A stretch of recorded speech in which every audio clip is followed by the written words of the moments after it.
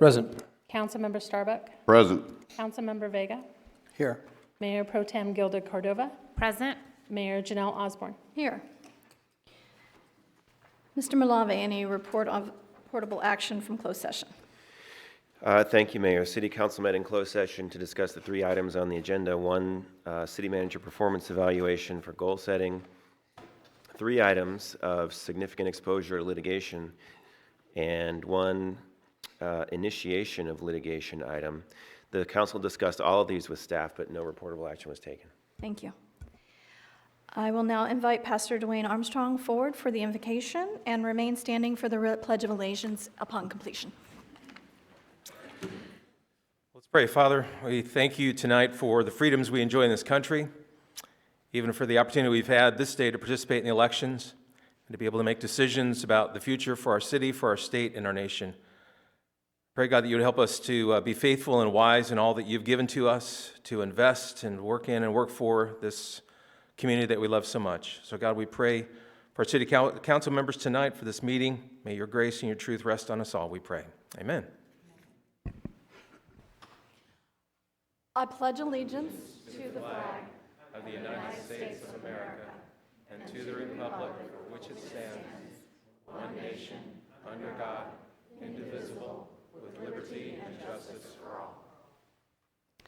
I'd like to invite the members of AAUW to come forward and receive this evening's proclamation on National Women's Month.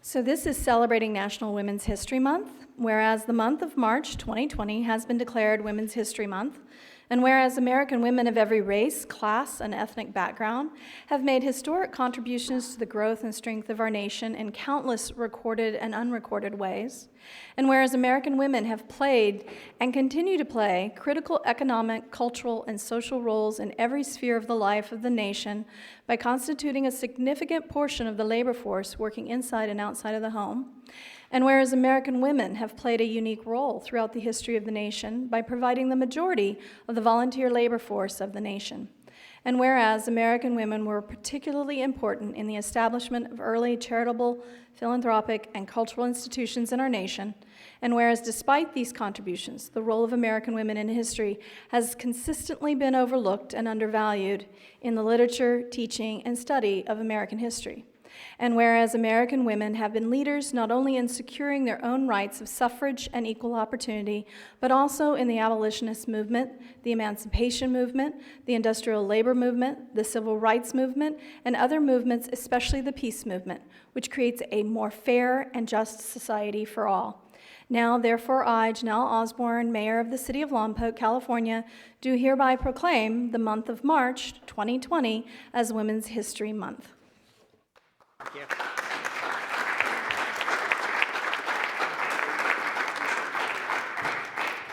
So thank you. I'm Pat Grijalva, and I'm currently president of our Lompoc Vandenberg branch of the American Association of University Women, and I have with me actually 5 other members of our branch. And AAUW has been leading the way since 1881 for rights that are important to women and to actually all people. And on behalf of all the women, I accept the proclamation. It's my honor to accept it. Women's History Month is, the purpose is to increase the awareness and knowledge of women's history in this one particular month, and it's celebrated in the UK, in Australia, and here, and also in Canada. It's celebrated in October, so they're just a little bit different than us. This year's theme is Valiant Women of the Vote. And so this year we're also celebrating the 100th anniversary of the passage of the 19th Amendment. So it's kind of a special year for us, 100 years of women celebrating the right to vote. So I hope everyone voted today, and thank you so much for this proclamation.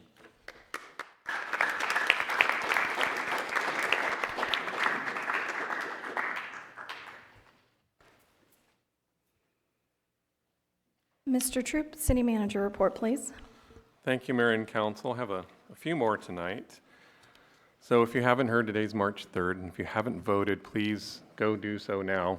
We really want to get everybody out there to vote. Polls should be open till 8 p.m., so there's still time. We'll be here when you get back. Talking about the proposed sales tax, what we're going to be doing is bringing forth an item on the next meeting to discuss a type of reset for outstanding liability. We're also asking our previous advisors, NHA advisors, they came during the budget cycle to talk to us about the outstanding liability. We're having them going to be coming back too. We're hoping to get them for that date. If not, I know they are available on April 7th to discuss that. The other one, we left some flyers out front, is the coronavirus. Remember, play it safe, wash your hands, cough and sneeze into your elbow, wipe down the shopping cart handles before using them. The handouts are in the lobby. They give you some more information on that issue. And currently, there's no known people in Santa Barbara County with the infection, nor is there anybody under watch, as they are in some other areas of the state.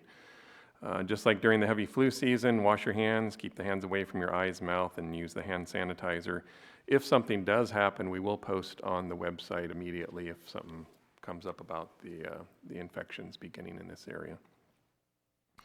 Surf Beach, I wanted to make sure everyone was understanding that the beach is still open, as we discussed at different meetings earlier in 2019, and it was reported in the paper and the media. The recent article in the Lompoc Record stated restrictions are in place, but these only refer to the roped-off areas for the nesting birds. Access to the beach is still available and will be all year long, so that's a good thing.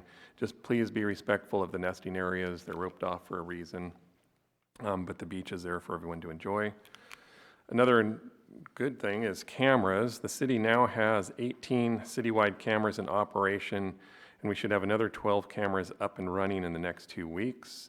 As a reminder, the process is not just physically placing a camera on a pole, but ensuring we have also proper Wi-Fi access, enough bandwidth to handle the increased number of cameras, the computers, the storage capability to store all the video, the training of staff such as police officers on how to pull out the necessary video. So there's more to than just licking and sticking and putting it up on a pole, but we are moving forward.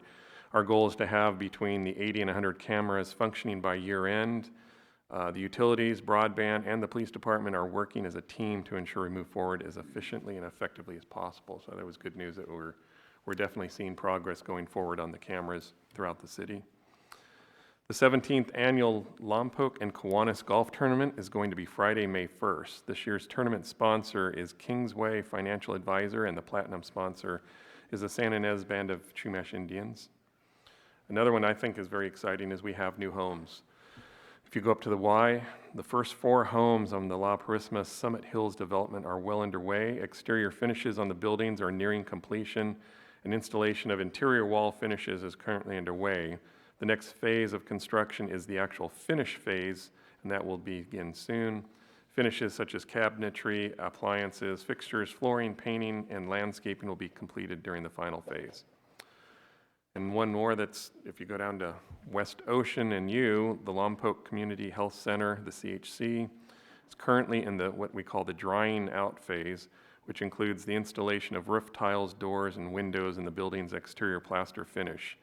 The installation of the building's extensive mechanical, electrical, plumbing, and medical gas systems continue on schedule, soon to be followed by the installation of the interior finished materials. Excuse me. The hardscape, which is concrete, curbs, gutter, and everything, those will be constructed as well. Some of them you can see, some of the parking lots already in place with some of their curbing in. So that should be following, and it should be done on schedule. That's my report for tonight. Thank you. Public comment on consent calendar is a maximum of 3 minutes. All items listed under consent calendar are considered to be a routine and will be enacted after one motion in the form listed below. There will be no separate discussions of these items unless good cause is shown prior to the council vote. Any items withdrawn from consent calendar for separate discussion will be addressed immediately before the second oral communication near the end of the meeting. Please come to the podium if you have comments on consent calendar. Seeing no one rise, we will close public comment on consent calendar and bring it back to council. Councilmember Starbuck. I'll go ahead and move we accept the consent calendar. And I will second that. Any other questions or discussions? Seeing none, let's vote. And that passes 5-0. Now we will have a staff presentation from Chief Mariani regarding the city's hiring process for police officers, current and past police department grants, and the city's graffiti and removal program.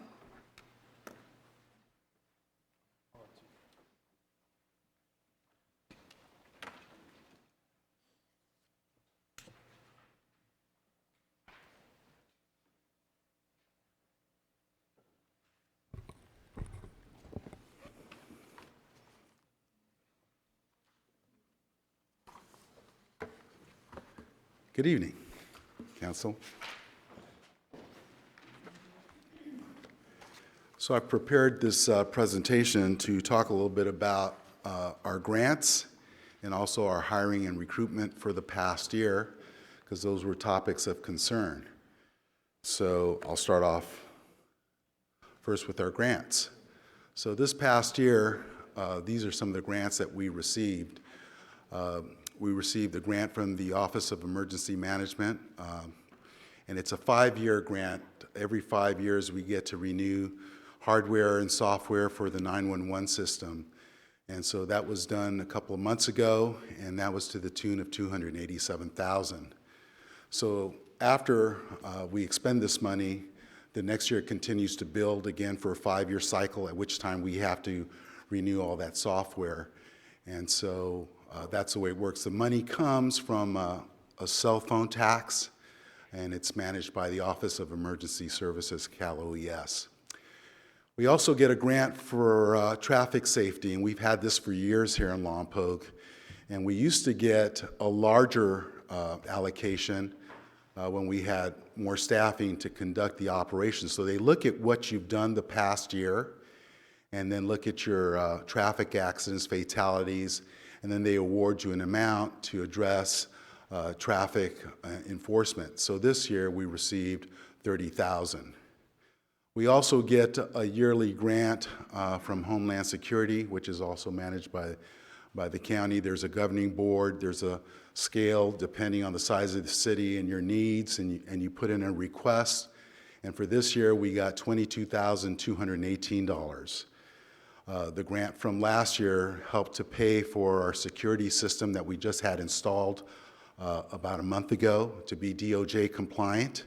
So now the whole building is in compliance with the Department of Justice, and it's also secure and operating a lot better than it was a year ago, because we had several malfunctions, and to the point that we didn't have parts anymore to replace or upgrade the old system. So that was a really good thing for us.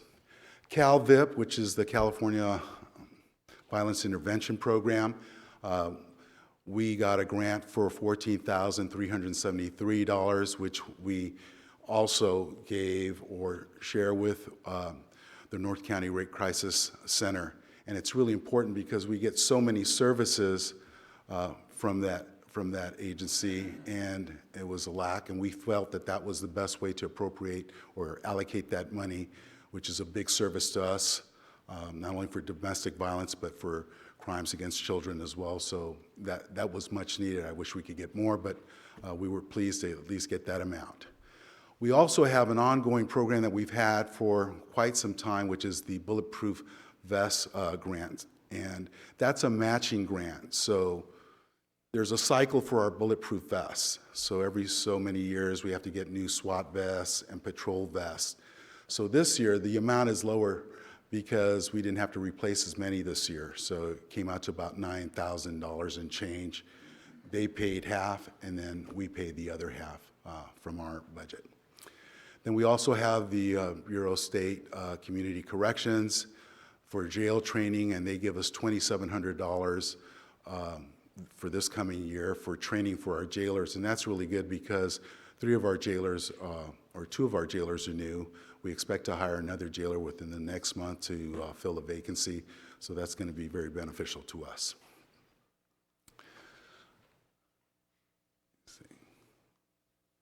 We also get an AB 286 grant. So every year we get an adjusted amount. This year, or this past year, we got $24,928.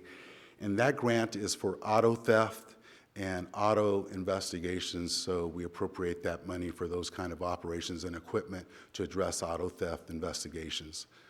We also get a Burn Jag grant, and that enables us to contract with the county to provide services for hazmat in the event that we need a hazmat team or the bomb squad, so that money pays for that. We also have a school resource officer grant, so to speak, and we get $87,323 to pay for a school resource officer for about 9 months of the school year. And then most recently, we joined in partnership with the school district back in June. They authored and did most of the heavy lifting for that grant, which is kind of the trend that we're seeing if you want to apply for grants, is you need to join with other entities or nonprofits. And we were able to get a portion of that grant allocated for a part-time SRO position. And once we get staffing up, we will allocate or assign someone to fill that position half-time to either work one of the continuation schools or the middle schools. So that brings us to a total of $526,583. Now, up till 2015, we had 3 grant positions that were filled, 3 police officer positions, and then when that sunsetted, the money for those positions went away. And we also lost a state cops hiring grant, which also provided for a position. So those 4 positions, at one time, if you add it to what we initially had in terms of our table of organization of 47, that's why we sometimes say we had 51, and that's because we used to have those positions that we lost when those grants expired. So looking at hiring and recruitment, so last year we were down 2 community service officers, and thanks to HR, they worked in collaboration with us and supported our recruitment and hiring efforts. We had 2 funded positions, but both were vacant. But we went through 79 applicants, 29 actually tested, 22 passed the exam, and we hired 2. So since October of 2019, we've had 2 full-time community service officers, and they do both graffiti abatement and vehicle abatement, and they also do what we call cold reports. They do some of our reports where we don't need to send an officer to. Also, dispatchers, we have 8 positions that are authorized by budget. We had 6 vacancies in 2019 and 2020, and that was a challenge for us for the last 4 years. We were able to fill the remaining positions through part-time positions, as well as we had some officers who were either on light duty or modified duty that were also working in there in order to carry on dispatch responsibilities. So once again with HR, we had 194 applicants last year. And that's probably one of the toughest tests that you can take for law enforcement, is the dispatcher test. So of the 194, 110 failed the screening process.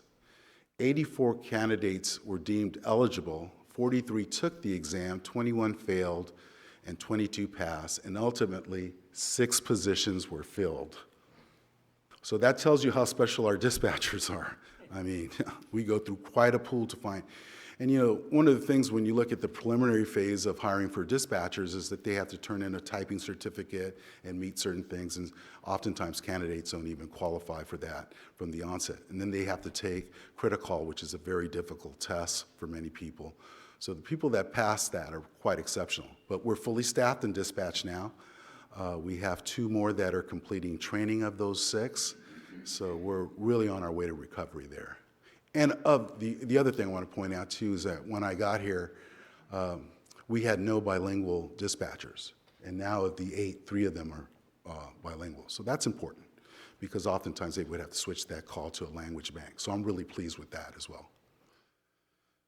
Police officer lateral. So I put up there 47 actually authorized positions, but as we all know, we're staffed at, we have a limit of 44 because 3 positions were held, and hopefully tonight we'll change that. But 11 vacancies throughout 2019 due to people separating or retiring.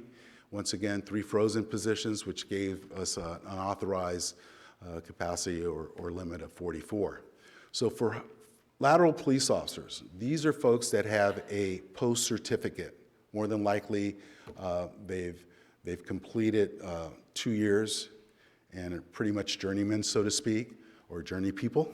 And in addition to that, or they were an academy graduate. So of those, we had 59 applicants. We actively recruited for laterals, because laterals are great finds. You can put them on the street a lot faster than a new trainee. So we had 32 candidates that failed the screening process in either some form of the background.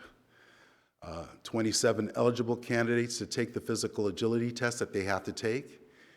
Two candidates withdrew from the process. 12 candidates failed to schedule an exam. Sometimes they just don't follow through. 3 candidates did not show to schedule testing appointment. 8 passed the physical agility test. And 1 lateral was hired from 59 candidates. And he started back in August. So he's been with us now about 7 months. For police officer trainee, these are brand newbies. So once again, in order to fill some of those 11 positions, we went on a strict regimen of testing every 45 days. And HR was phenomenal on this, that they stayed on top of this. And the reason I say that, because 45 days is the interval that we can do it. Post does not allow somebody to retest in a 30-day period. So when they take the test, if they didn't pass it, they have to wait 45 days. So we did it 45-day intervals. So between March of 2019 and February of 2020, we had 263 applicants. So we were pretty busy. We had 5 police officer trainees that were hired. 3 of them are currently in the academy. They started in January, and we're keeping our fingers crossed that all 3 pass. We have 2 that we hired after the academy started, and they're right now working either the front desk or going out with the CSOs. They're going to learn how to be jailers, and they're also going to learn how to dispatch.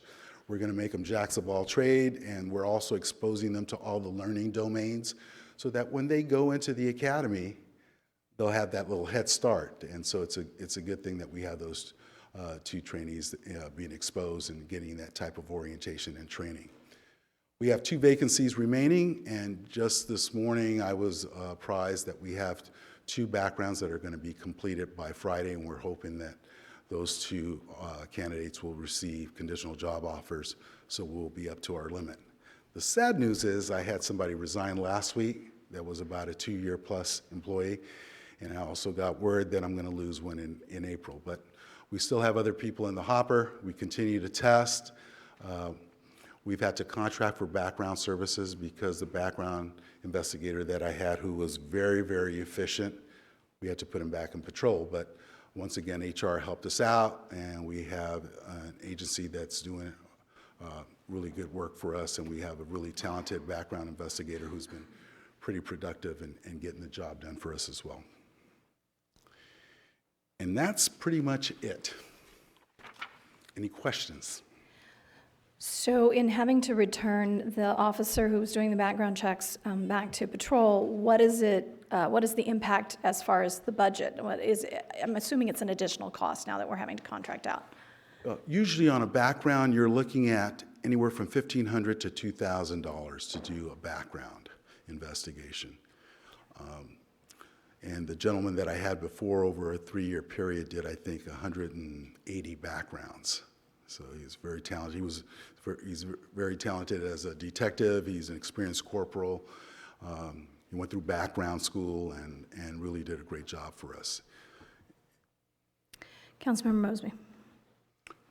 In the past, it was mentioned that one of the reasons for failure of backgrounds was credit was one of the biggest issues. Do you see that still to be much the same? You know, a lot of times it's credit. Sometimes it's also drug use. And sometimes it's the ability not to have a real strong pattern in terms of establishing goals and completing, things that they should complete.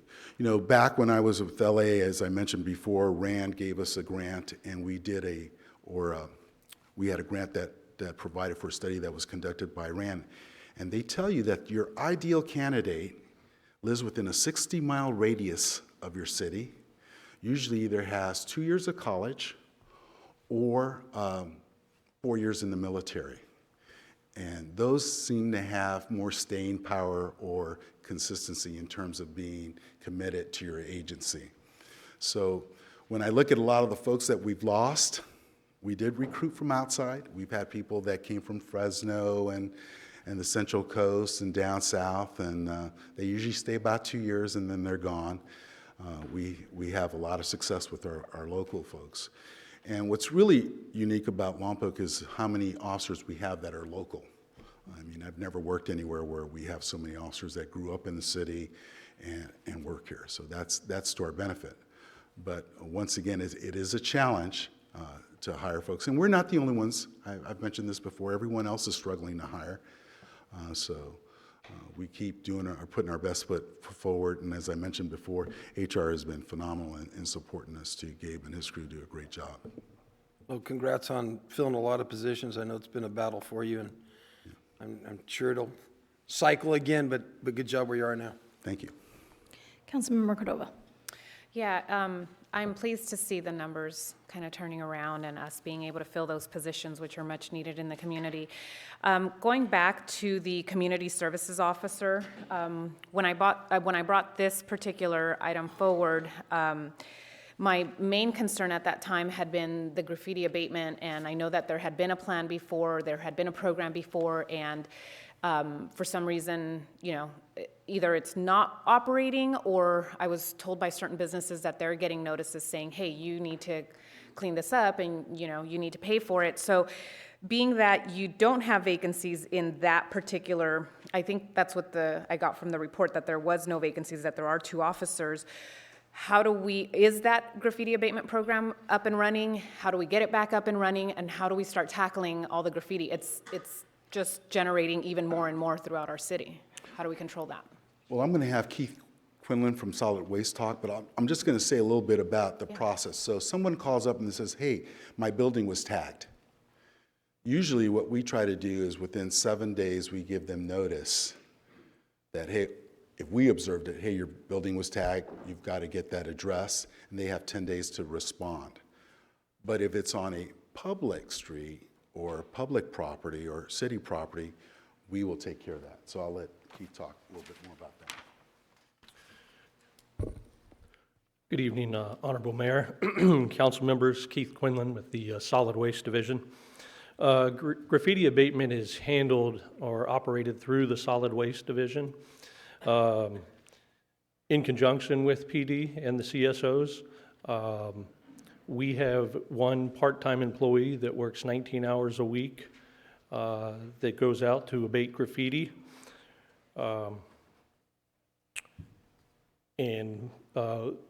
Folks can call in graffiti to 875-ASAP. They can also go onto the city's website and the citizen complaint form and fill it out there as well. And then the gentleman that works in graffiti abatement works 2 or 3 days a week. We'll go out and cover those up. Gang graffiti is a priority, and the other graffiti that follows after that. And he works in coordination with PD's CSOs. So I know I see a lot of it throughout our community, and so I don't know if it's if 19 hours or if for the current condition that we have right now, if we have the means to provide for more hours for that individual to kind of be able to get out there and tackle more of that. I'm not sure if that's the solution, and also what happens if a business or a private property is notified and they have 10 days to react, but what happens if they don't do anything? I think the chief may have to speak to that as far as follow-up. We send them another letter. Ultimately, they're responsible if it's private property. And the comparison that I use to this, or sometimes people say, well, why? Well, if someone were to break out the window in your house, you're responsible for repairing that window. And it's the same thing with graffiti. But like I said, on public property, and our CSOs also, they get kits from Keith's folks. They will also, like, let's say it's a bus bench or a sign, They will sometimes remove that graffiti or paint it over. And then, as he mentioned, the part-time employee that they have will also go out. If they have to power wash something that someone's put on a sidewalk or on a street, they'll do that. Councilmember Mosby. Yeah, in our most recent vacancy report, it shows that you have 3 CSOs staffed. Is there, Oh, I have a CSO in property that I Okay. sometimes forget. Sorry about that. She's my property officer. Any more questions, concerns regarding this report? Seeing none, thank you both for the information, and we appreciate the hard work you're doing to fill those vacant positions, Chief Mariani, and HR.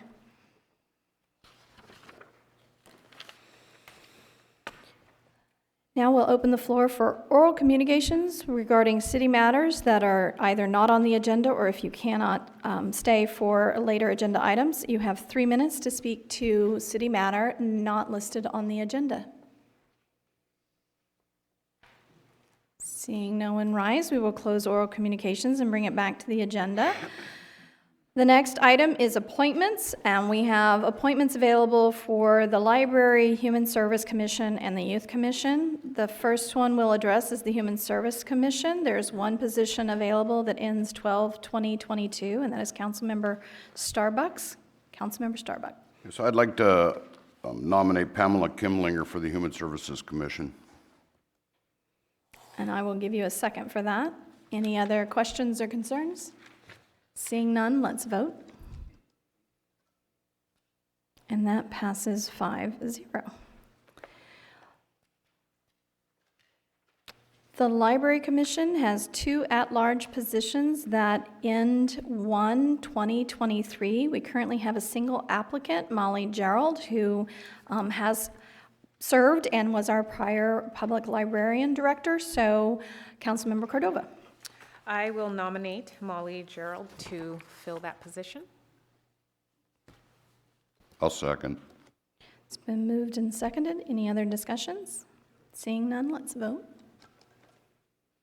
And that passes 5-0. Again, there's one position still available. If anyone's interested in serving on the Library Commission, you're welcome to submit an application. The Youth Commission has one youth position ending in January 2021. It has 1 youth in January 2022, and an associate ending in January 2021, and 3 associates ending in January 2022. We have an applicant, Tyler Rainwater, who has applied.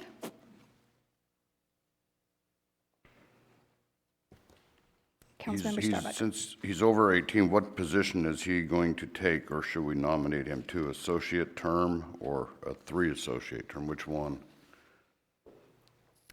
So I would suspect that it's the associate term, given we have limitations on age.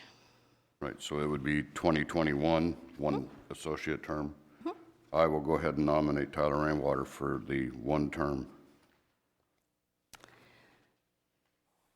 I'll second. It's been moved and seconded by Mr. Mosby and Ms. Cordova. Seeing no other discussion, let's go ahead and vote. And that passes 5-0. Council requests item number 5, a review of the City of Encinitas permit-ready accessory dwelling unit program. And we have Planning Manager Mr. Halverson to present the information.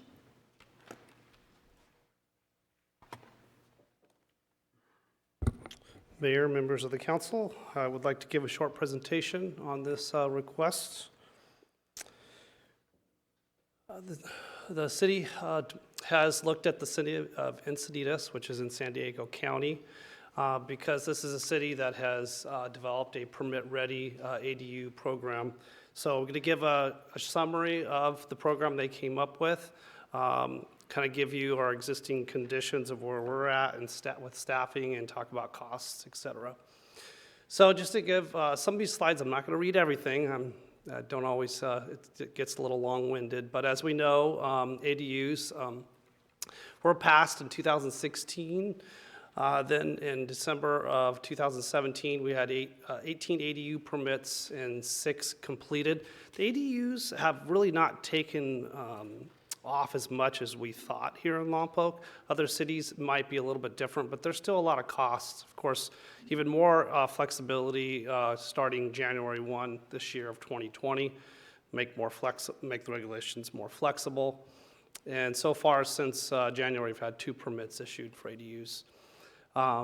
This is kind of long, but you were, as part of your staff report this evening, there's part of the program that City of Encinitas put together was this guide to building accessory dwelling units in the City of Encinitas. And essentially, it's just providing more information to make it more understandable and explaining the rules and regulations of ADUs. You know, I thought there was another slide, but the program that they put together basically were these pre-approved plans that someone could walk in to the counter and have some customizable plans. For example, maybe a studio unit or a 1-bedroom, 1-bath. It could be a 2-bedroom, 2-bath, or even a 3-bedroom, 2-bath. So these are different plans that they went out and they hired an architect to design, and people could select the plan that they wanted to build, and it would cut the time for process, the time to go out and hire someone to design those plans. And so essentially what they were doing is expediting the process of building an ADU in the City of Encinitas. So just some nice pictures here of different designs they came up with. The program is essentially, here's kind of the steps that they went through. First, council directed staff to create the program. They did an RFP. Their budget was $40,000, but really not. It's not realistic because as Christy was diving in to some of the details, they had in-house staff, like an architect, a planner that was an architect. I'm not an architect. That was able to really reduce the cost of that program.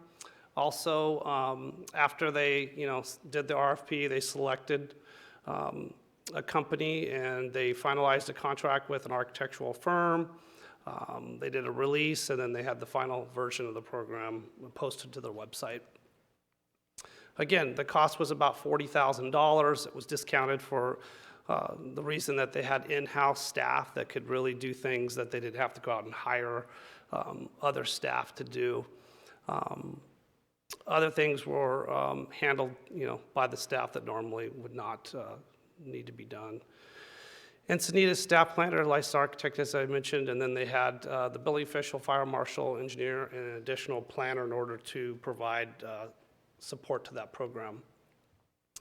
I kind of sound like a broken record, but the planning division right now is very short staffed. We have myself and one other planner, a principal planner.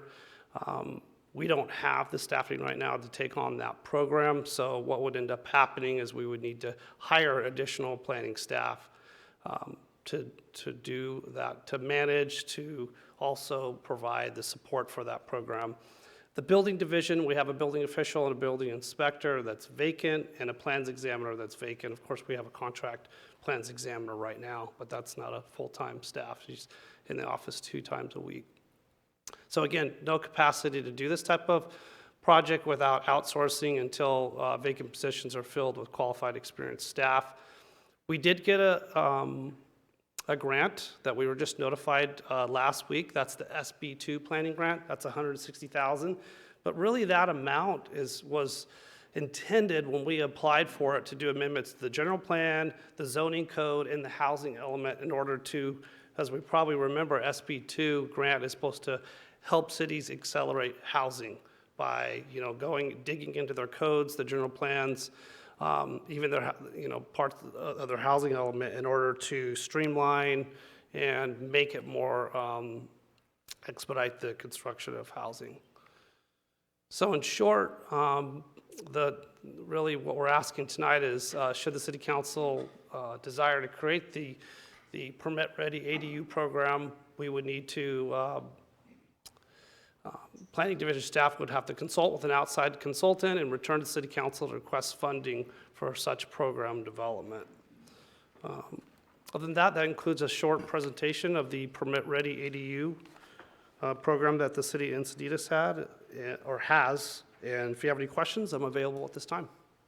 Thank you, Mr. Halverson, for that. I think part of the reason a lot of people haven't taken advantage of the ADU is that expense. That is hiring an architect to design and the permitting process and all of that. And the reason this program was very interesting to me when I came across it at League of California Cities annual conference was that they streamlined exactly what the grant you've applied for with SB2 is. They streamlined a program where this mandate to have more housing available and affordable housing can be done through this program by having it pre-designed, pre-approved with a reasonable permitting and inspection fees and those kinds of things, because we already know that the recent changes to the ADU laws have capped or made some fees non-existent. So my curiosity is it something that because another community has already designed, what would be the difficulty of taking their pre-designed and work with them to utilize those so that we didn't have to go through extensive redoing? I understand that Encinitas went through excessive research to think through designs that were already really prepared for things like earthquakes and floods and all of the potential things that could go wrong and planning for. So why would we not be able to utilize their program and reduce that cost on us? Has Christy looked into that? And Sure. Would like to explain it? Absolutely, yeah, thank you. So a lot of the things that they did there were very specific to their community. They engineered their footings and things like that in the design for the worst case scenario for Encinitas. So that's, you're designing a building that is going to be high cost to construct, but not necessarily necessary for it to be that high of a level.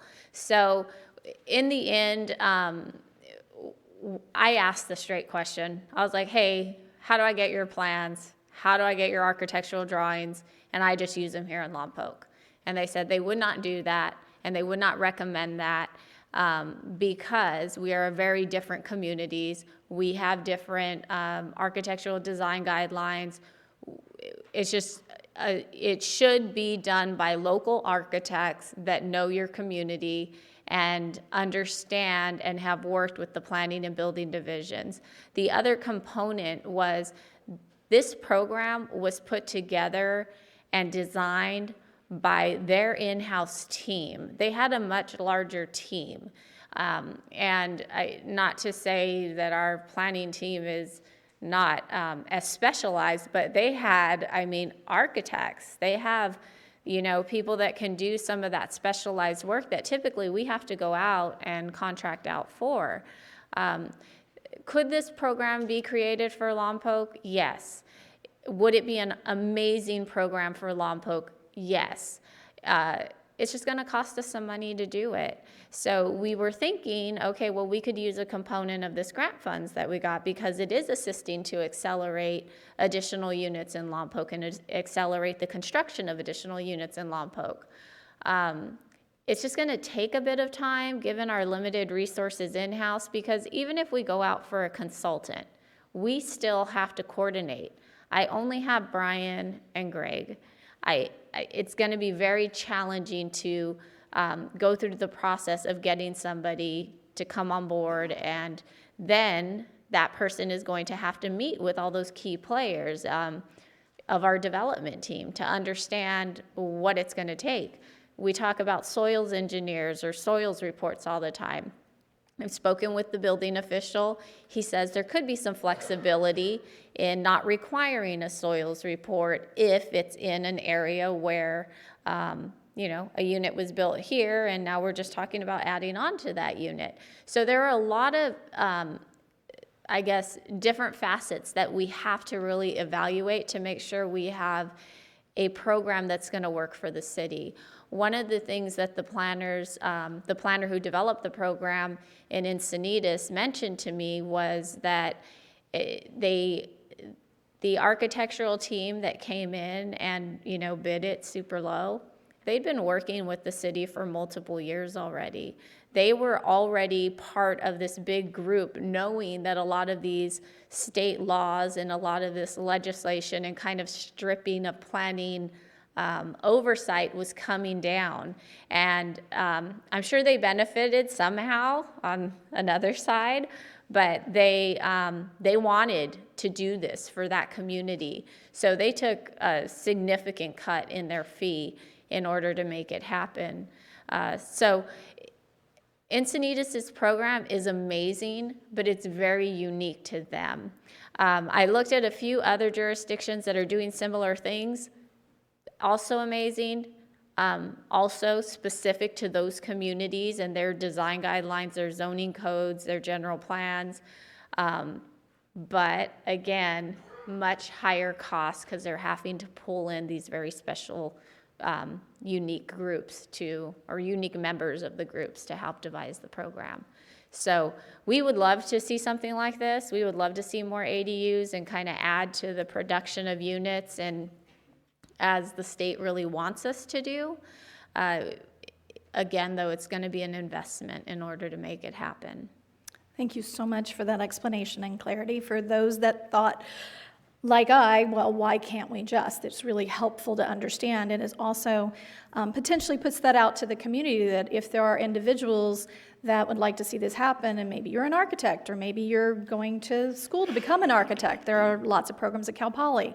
So Yes. I'd love to see individuals reach out and potentially work in partnership with you in developing this, given our limited budget. But this would hugely help us to help those who need housing. So thank you for that explanation. Also, I mean, I just want to add that it reduces that cost of getting, your building designed and your architectural drawings. And I think when we estimated it and talking to kind of all the key players, it's about $13,000 in costs that are defrayed from the builder or the homeowner. The only really architectural drawing they have to get is taking the plan that has already been approved and having a design professional create an architectural plan of this is how it's going to sit in my backyard, and this is how it's going to connect to the public infrastructure that's there. So cool program, totally amazing. We would love to do it, but again, we just have to figure out a way to do it with the resources we have. Thank you for all that information. You're welcome. Councilmember Mosby. So let me give you a grant opportunity that's out there. It's the AARP Community Challenge, AARP Livable Communities Grant. It has opportunities that in tens of thousands of dollars it can apply for, and it looks to me like it would work for what we're trying to do, make the community more livable, et cetera, et cetera. So there's a time constraint like all the grants, of course, but maybe I know you got to go through public comment stuff, but maybe it's something that you could keep this alive and keep it coming back as we see opportunities like this coming forward. But Sure. Just quickly doing some searching, I found something that might work. Yeah, so I'll pass that off to our grant writer to evaluate. We do have a lot of grants that are referred over to us, and so we vet them to try and see if they're good matches for us or how we can implement them or how they can defray costs to the general fund. So yes, if any of you ever are out there, and I know in a lot of your meetings you might hear about grants, please shoot them over to Samantha and myself, and we do meet weekly and go over the list of all the referrals, and we are working on devising a nice kind of list for you to see what's out there, what we've evaluated and what we've found, and how we're moving forward with whether or not we could go after those grants. Yeah, one of the things it says, support the availability of a range of housing that increases accessibility and affordable housing options. So maybe an opportunity. Mm-hmm.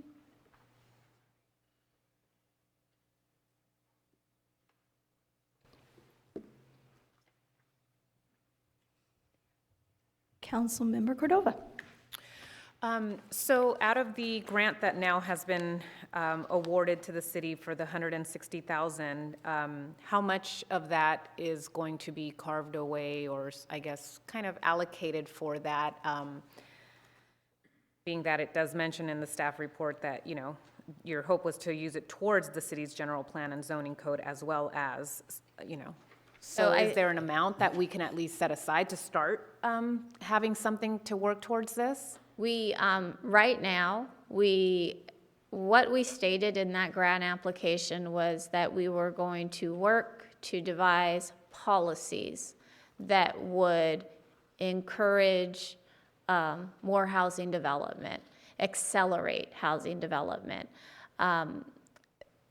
We have received direction from council through council requests to make some changes to the zoning code since it's been adopted. Those are going to be costly. Again, I'm not trying to be, you know, we only have so many people. And in order to make those changes, do the staff report, do the research, reach out to the consultant, it's very time consuming. So we have to get those estimates first. And in order to do that, we have to have a comprehensive list or idea of all the changes that need to be made. As we're working through the new zoning code, we're realizing that, oh, there's a couple of little things that we need to change. All of that is going to be an additional cost. Then we have the general plan, which Councilmember Starbuck and Councilmember Vega are in the ad hoc. We still need to regroup and find out what exactly are we looking to do, so then we get an estimated cost for that. All of these things, you know, they carry big dollar prices. I would hate to put money towards something like this when we have requirements. We have a requirement to update our housing element. We have a requirement to update our general plan and all of these things. And if we wanted to do an elective, in my opinion, an elective program, it would be the last one we'd worry about using the grant funds. I would think we'd want to use our grant funds to defray general fund, considering the situation that we're in. Councilmember Vega. You know, Brian and Chrissy, I think this is an excellent program, but I think it's a little premature due to staffing and the fact that we need money to do this. So I would actually advocate for a program like this, but when we get the staffing that we can take care of it, for otherwise we'd have to have the money to pay for an architect. And then again, you know, as using Cal Poly and some of the colleges here as an outreach when we are ready, because I think it'd be really neat to have 2 or 3 ready-made design plans, because the average 2-car garage is about 400 square feet.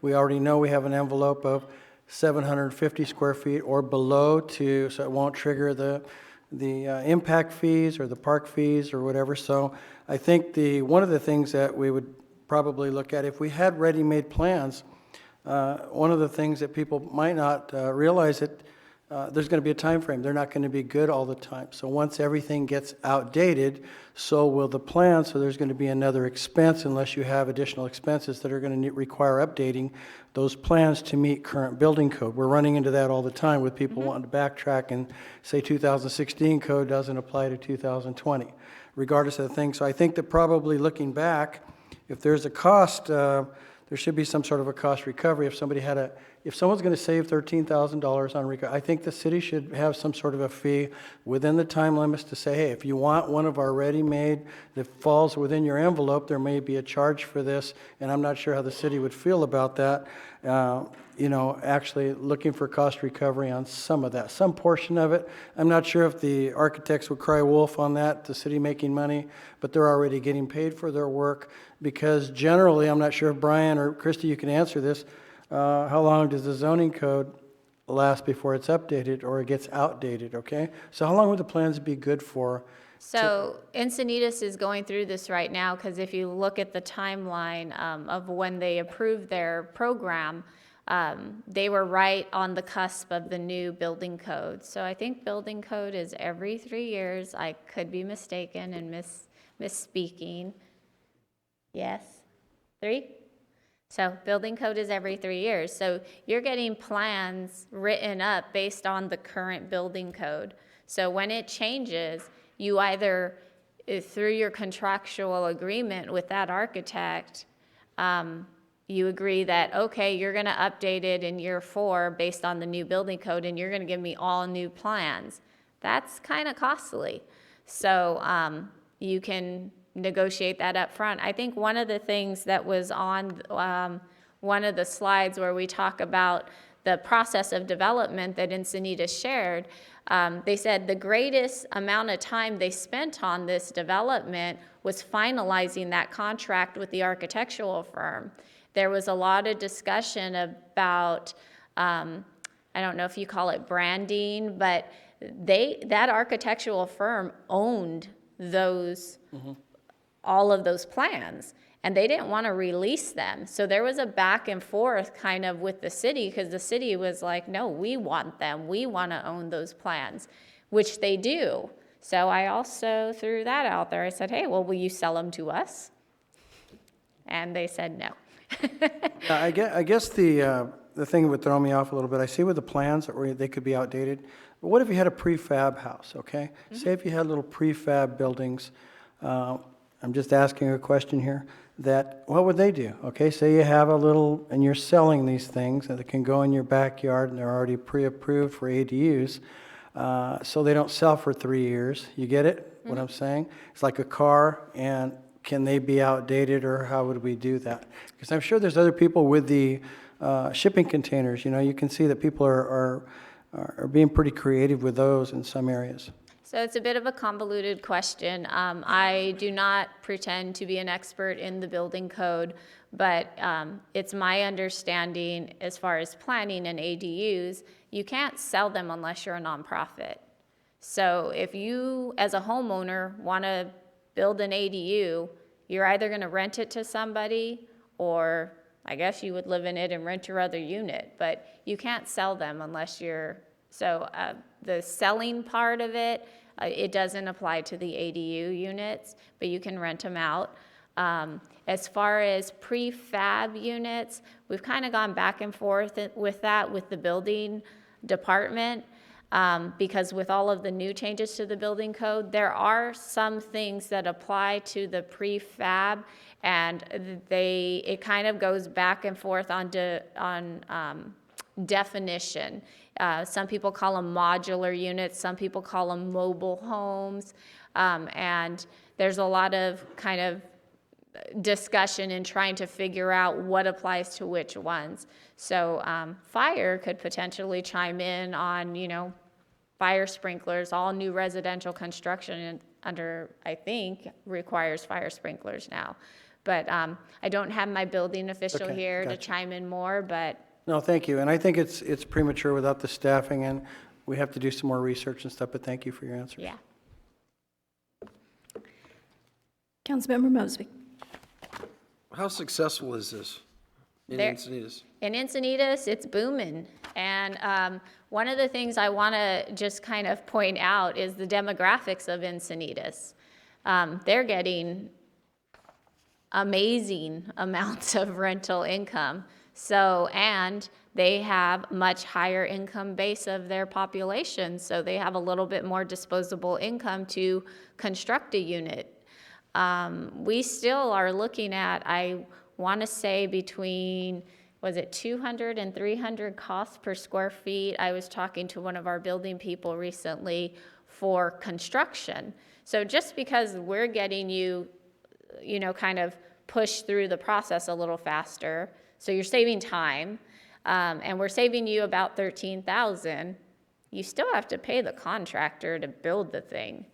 You know, so there is cost associated with it.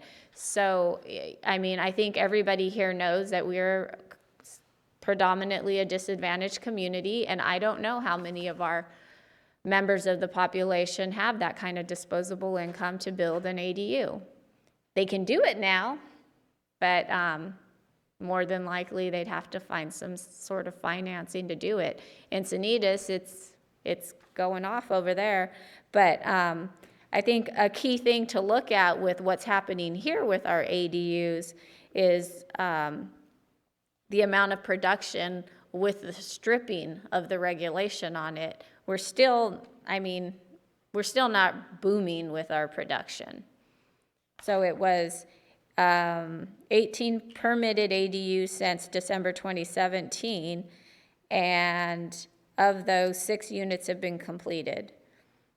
So, and then since the even more or lesser requirements occurred in January of 2020, we've only issued 2.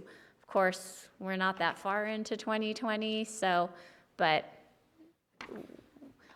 I don't think planning or building has seen the ADU demand. We do get a lot of questions, so I think it'd be nice to have more information to give them on this is what an ADU is, this is kind of the process.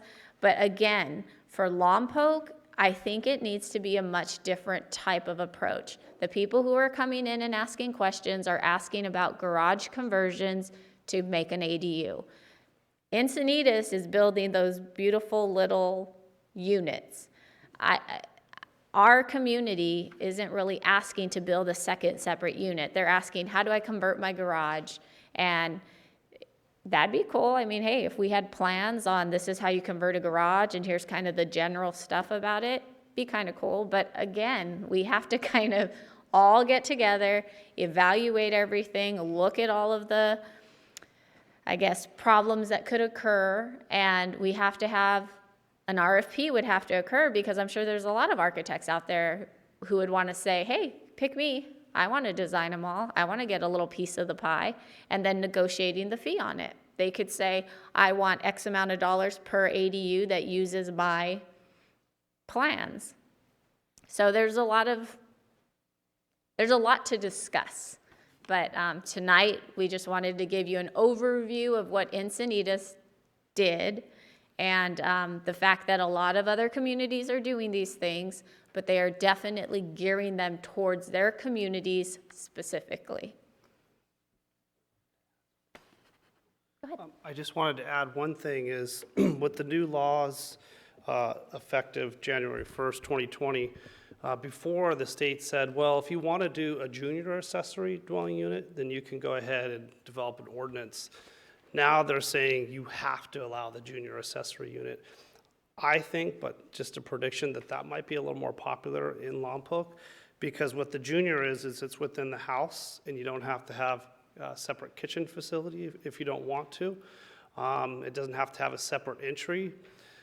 So that's something, kind of like Christy was explaining, the garage conversion is a little more popular because they have the bones there already. They don't have to construct a completely separate detached structure. But I just also wanted to add, because we're kind of in the line of fire, we get these calls all the time. One of the biggest complaints has not been the development of plans, it's been fees. And I know you have heard that over and over, but these ADUs do not require an architect. Just a draftsman can do these ADU plans. And by the time you look at the construction costs and the fees, I mean, the actual drafting of the plans might only be like 10%, even though $13,000 sounds like a lot. To actually build that unit, it's expensive. People spend $25,000, $30,000, or $25,000 to $50,000 just doing a very small addition to their house. I mean, this is a lot more involved than just a simple addition to their house. So I think it's the costs that have been the biggest barrier. Even though this program is great, and like Christy said, I think it would work well in Lompoc if we had certain things in place. It's really the costs and the fees that have been the primary chief complaint in Lompoc. So I just wanted to add that. To be more specific, do you have a number of ADUs that Encinitas built? You said but I just wonder if they gave you a number. They did give me a number. I wrote it down, but I don't have it right now. Okay. It might be a better. Yeah. Your success and my success might be looking differently, but I know, getting back to the 18 units, understanding that we built, I think, 9 houses in the past 4 years, 18 ADUs, that's double what we did in housing. So in what we had going on in Lompoc, that's big time, right? Right. So just no impact fees from them. So while it might be amazing for production, the impact to the community for additional people, we're not really getting the dollars to handle it when it comes to the ADUs. So, but hey, you get another unit in there, so that's always nice because those people can shop in Lompoc. If there's no more questions for staff, we'll open this up for public comment. Public comment is now open. You have 3 minutes on this item.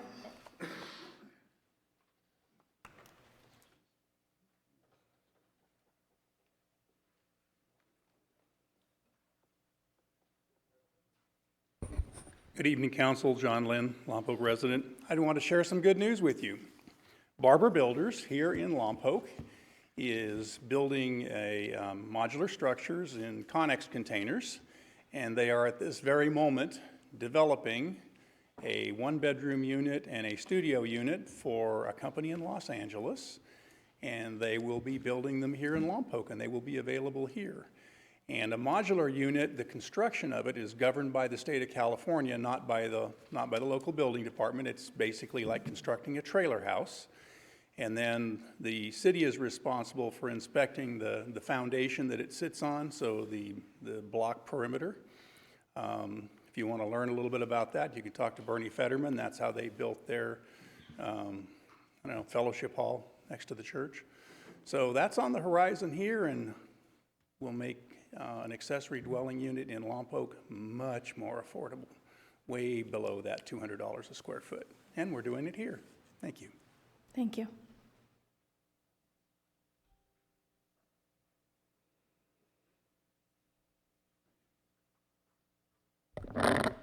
Good evening. I'm Angel Tamayo. This is my second meeting. I was here at the public safety meeting, and I'm trying to be more involved. I grew up here in Lompoc.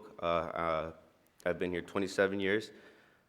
Like I said last time, I have an oil field background. I've been doing that for 10 years. I know welders, backhoe operators, I know engineers, electricians, like concrete guys, anything. You name it, I probably know them. We've done work for ExxonMobil. We've done work for Plains Exploration, the gas plant off of Harris Grade. I've done scaffolding, suspended scaffolds.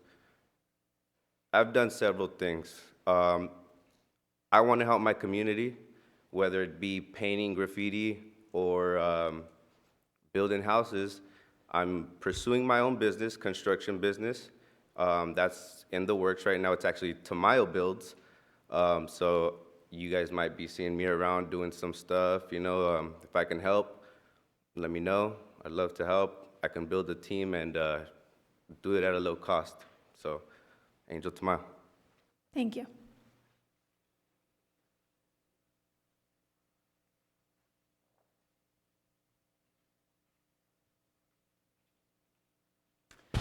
Kathy Howard, Lompoc resident.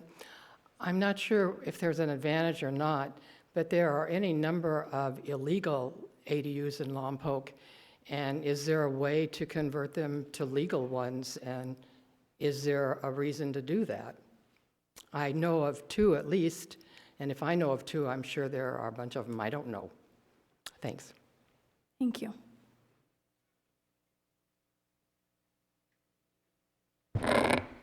Maria Ginniga, resident of Lompoc. So, yes, California law does give people 5 years to bring all illegal conversions into compliance, and the cities are supposed to work with people. That's written in the California law. So people have 5 years to bring all their illegal conversions and legalize them. One of the reasons why I think ADUs we're not seeing more in Lompoc is the lack of knowledge that people have. A lot of people don't even know that this law exists. A lot of people don't realize that now legally California has passed laws to add not just 1 unit, but a potential 2 units. And why does it make sense? Affordability. I mean, California has a big affordable problem. So let's say someone buys a 3-bedroom, 2-bath home for $310,000. Their mortgage is $1,900. They spend, and it depends on how much you spend on the ADU. I know people who have spent $10,000, owner builder, and I know people that have spent $70,000, $80,000 if they hire a contractor. So once you get that ADU into compliance, per Section 8, I'll just use their rents because we kind of go by, that's a subsidized program. They're willing to pay up to $1,500 for a studio with utilities included. So that homeowner who just acquired a $2,000 mortgage can rent that ADU for $1,500, provide housing for someone, and that just reduced their mortgage to $500 a month. So that is affordability here in our community. So when I talk to people about this, and for disclosure purposes, I'm also a real estate broker. When I talk to people about the options, because I give them the options, because I see, the big payment, that's a big, people worry about their payment. Now rents, 3-bedroom houses are going for $1,800 to $2,000. So people get excited and they have something to look forward to. And there's different ways of building ADUs. It can be a modular home. It can be a conversion of a garage. It can be cutting the house in half and making 2 units. So it's not just new construction per se. You can use existing structures and divide. So even for people who are limited on income, that's a great way also to create extra income. So if the city can help in any way to make ADUs possible or easier process for the residents of Lompoc, I think that will be great because we do need housing, not just in Lompoc, but all of California, especially housing that can be affordable. Thank you. Thank you.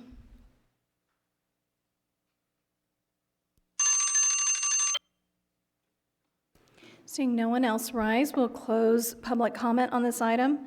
So in listening to staff and not wanting to either create a cost we can't afford at the moment or create a burden, I think what I'd like to ask for support on is we at least create that tip sheet, because I hear staff saying you're getting calls all the time and you're having to explain what the difference is between ADUs and the junior ADUs and what they all might be. But I think if there's other communities that have created them. I know there's some at the state level, so you don't have to create it from scratch. Borrow from those that have designed them already. But create a tip sheet that both talks about what's been mandated at the state level and then local zoning issues that people need to consider, and maybe a path towards getting that done. I think if we can provide the information and educate the community, that's the first start in streamlining it. And then if and when we do identify an additional resource, we could absolutely put together a pre-approved program, and that would really help with the housing issue. So that would be my request, is that we ask staff to at least put together tip sheets on what the ADU, junior ADU, and local issues are regarding zoning on that. Councilmember Cordova. I agree. I would support that for starters. I think that if we start somewhere and at least we start providing our community the means of information on how they can go about doing this, that would be a big help. And hopefully we can move towards a program where we can make this happen in our community, because I really think it's a plus plus. Thank you for that. Councilmember Vega? I have a question here for Christy and Brian. We have a down payment assistance program. Is that something that possibly could be added to the program and tweak it a little bit? Because people that are going to use these funds are going to qualify under there, but if they're also informed of I know that you say you can't rent it and it has to be primarily occupied, but that program could be tweaked to say, hey, you live in the main house, you guys can do an ADU in your garage. You know what I mean? It's a little bit different, but it's the use of the same funds for the same people that qualify. It might be a little bit of an incentive and may make it easier and make somebody a little bit more proud to have home ownership. Yeah, when you guys were kind of talking right now, one of the things that popped in my head was using other funding to offset costs on an individual basis for ADUs, because that is something that the state's asking us to do. They're wanting us to come up with financial incentives and things of that nature. And when you have limited resources, where do you look to get those? Unfortunately, I will start with, we could do that, absolutely. Unfortunately, if you are creating a rental unit, we have to income restrict that rental unit, and it creates a monitoring requirement for the city. So say I use CDBG dollars, for example, and I threw it at them and I said, hey, we'll pay for X, Y, and Z for you to build an ADU unit.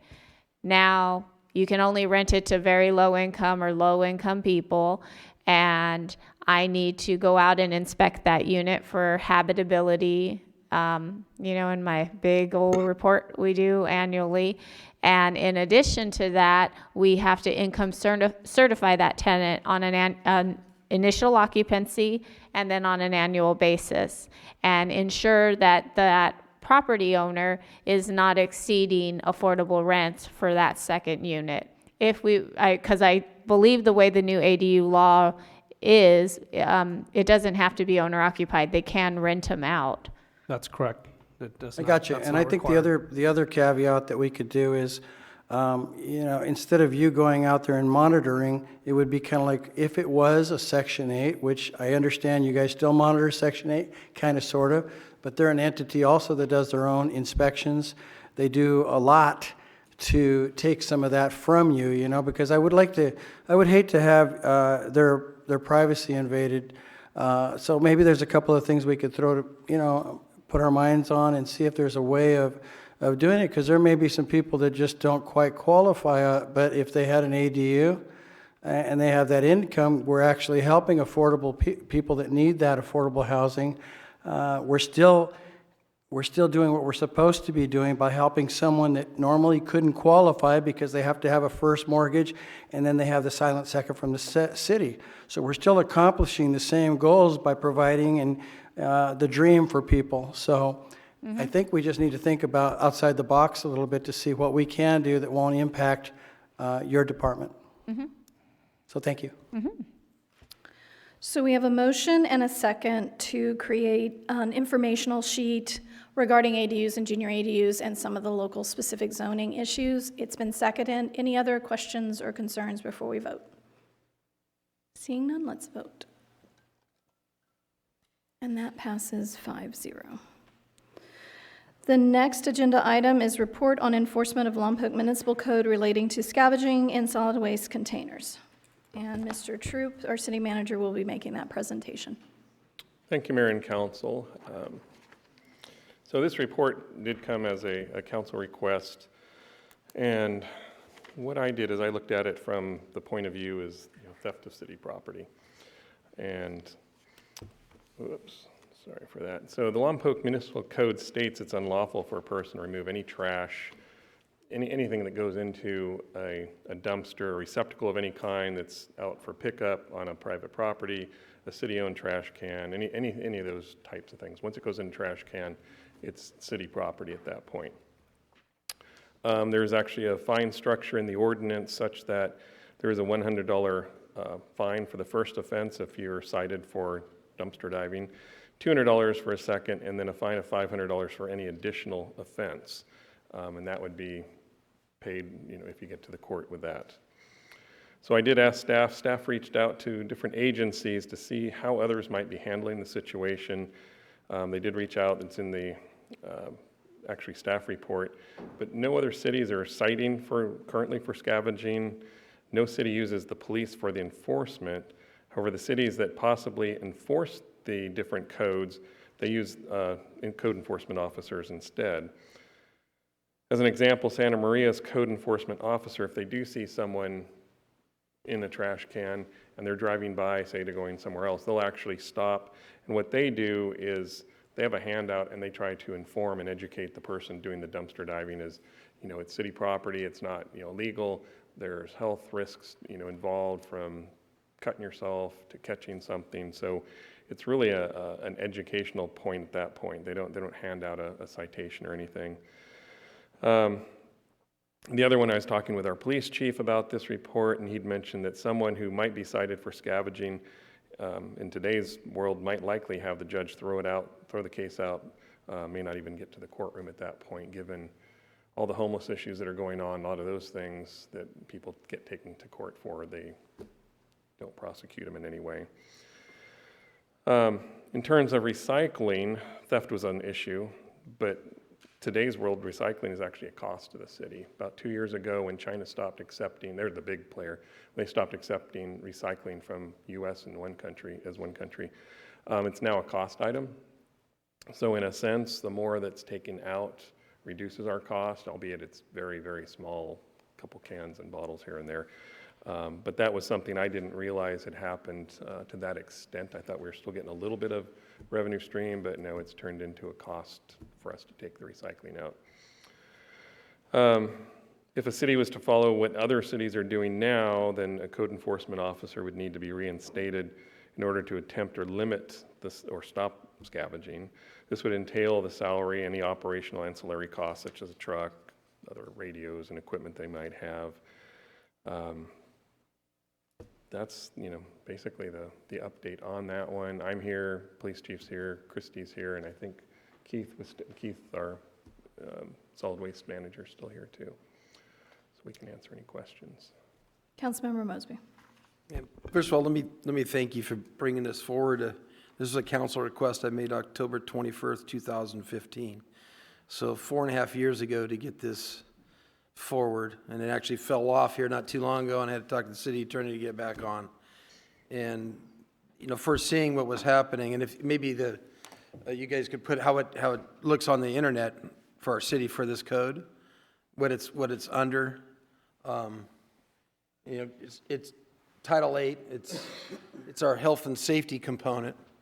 And if you drill down inside that, you will see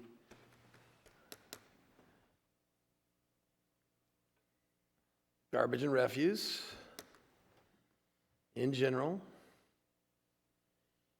and unlawful acts. So you have a whole component of it. And one of the reasons, being a biologist by trade, this is one of the most violated, if not the most violated city code, day in, day out in the city. It's probably tens of thousands of times a day this code is violated. And while we did have a full component of code enforcement, even though this was a health and safety code that we had, it wasn't written up. And I had many calls from many people on the issues that were happening. People who were trying to sleep, 2 a.m, people are going through the cans. It's not just a recycling component. We just recently had a bill that we had to pay down here at in the riverbed for cleanup. We had 1 million pounds of refuse down here. Most of that came out of the solid waste containers. I think it's safe to say. And we're seeing more of that come again. We see it at the entrances to the city. We see people with shopping carts but full of this material. It's not hard, and it's probably maybe 30 people who are really doing this at the level that it's not the recycling component necessarily, but the taking the trash out and broadcasting it all over town. I think it's important for us to address this. One of my comments, if I can remember way back 4.5 years ago, was if we're not going to enforce this, then take it off the books. And I don't think that needs to be the case. I do think we need to find a way to do this. You do have community service officers. Maybe even the water department could pay some of it. They ate the $600,000 bill, so maybe they could help to stop. But I know if this was a private enterprise that was allowing this to happen, and we had some contractor or some business somewhere, let's say you had a pillow factory out here, and we allowed the people to steal the pillows, and we had feathers and pillows all over town, we'd find a way to fix the problem. And I think we really do need to find a way to fix the problem. And I think we have the mechanisms here now. And I think if we did a little bit of it, it would go a long way. And again, it's under a health and safety component, which I think safety of the public is a council priority. There's also another component that comes to say here, and that's the transference of communicable diseases on the trash can lid. You don't play in the diaper gravy for a reason. And when you have people that are in there and transferring potentially disease from one trash can lid to another, to another, to another, there's a potential spread of multitudes, from viral hepatitis to, you go down the long list that could happen. And many days innocently we send our children out to take the garbage out, and they're touching probably one of the more contaminated items that's in this town. And I don't know, maybe the city attorney can answer this. I mean, shouldn't we be responsible for releasing the public trash containers? Shouldn't we have some responsibility on a little bit of the hygiene component that goes with the can? Or because we have a code that we're not enforcing, And if we're allowing people to spread potentials, disease from one lid to the other down that highway, would the city have a level of responsibility for doing something? I would argue that the city is not responsible for that type of thing. However, we can be sued for anything, and we have to argue about it in court. That's what I'm saying. Granted, I got it's an item that I've been passionate about, again, for 4.5 years, and I'm glad to finally bring it up, and I appreciate you bringing it forward. And I'd like, maybe to get to a way where we get a solution. I think if we could start a little bit, and see how it goes, find with the community service officer, find with solid waste doing that. You do have a code enforcement component that's half funded by solid waste and half funded by streets already. So we have some abilities out there, but to just put our hands over our eyes and just turn it to it. I think it's one of the hottest topics that we see on the forums. There's trash on 8th Street at the entrance. There's trash at the Highway 1 entrance. There's trash everywhere in between. And it's not only when they're in the can, they're pulling things out. They're commingling our waste. As a utility commissioner years ago, one of the items we had is our recyclable waste wasn't recyclable enough because it had been sabotaged, been contaminated. Somebody goes and lifts the blue lid can, they lift the green can, they commingle, they're digging through, and they're taking, the aluminum out, and then they're mixing the stuff, and a lot of times you'll see them put the bags on the ground as they go through. They'll dump the stuff, and the stuff blows in the wind. I just think it's important, to step up. If people want to help people recycle, I don't think there's any problem with them. Put the recyclables next to your can for the people to pick that. I think that, there are solutions to get out there, but, I had quite a few pictures. I had one in the council office. I didn't bring them out from again, quite a while ago. I was hoping to discuss this, and we've all seen it. We all see what's happening, and I think there's other alternatives and solutions that we can move forward with. We could, I can talk with Mr. Quinlan and our police chief. The big one comes to the finances, where we find that little extra to hire maybe even a part-time person to begin with, so. We just spent $600,000 cleaning 1 million pounds of waste out of the riverbed that it didn't grow there. Well, we can come back with something. Yeah, I think we need to start somewhere on this and get that. It's already starting to accumulate. I know many property owners in town are spending thousands and thousands and thousands of dollars cleaning up this. Councilmember Cordova.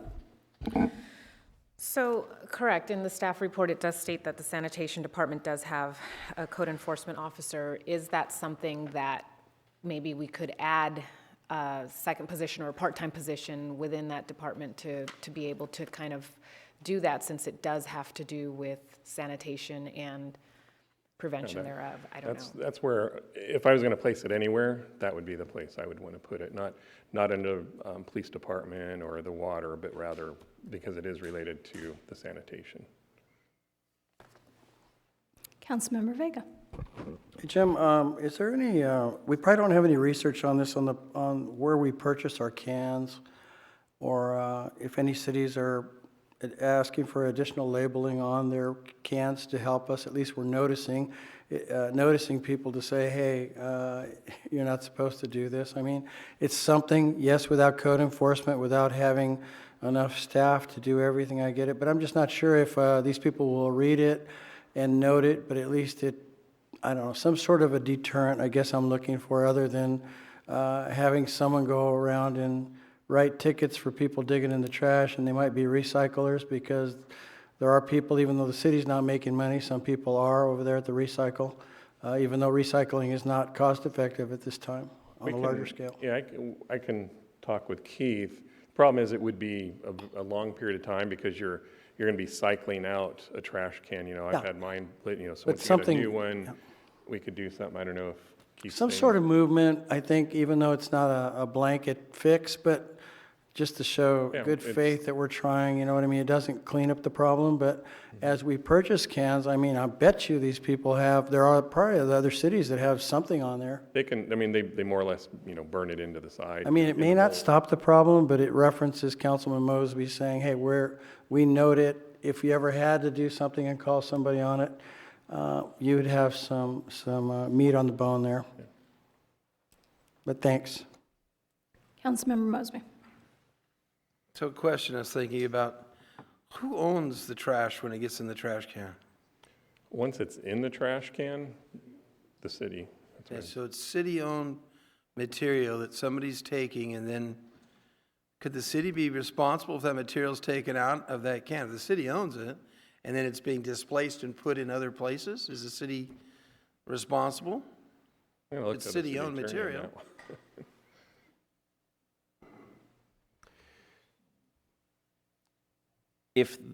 I suppose if it was a hazardous material and the person was negligent in letting it be stolen, the city was negligent in letting it be stolen, then potentially yes.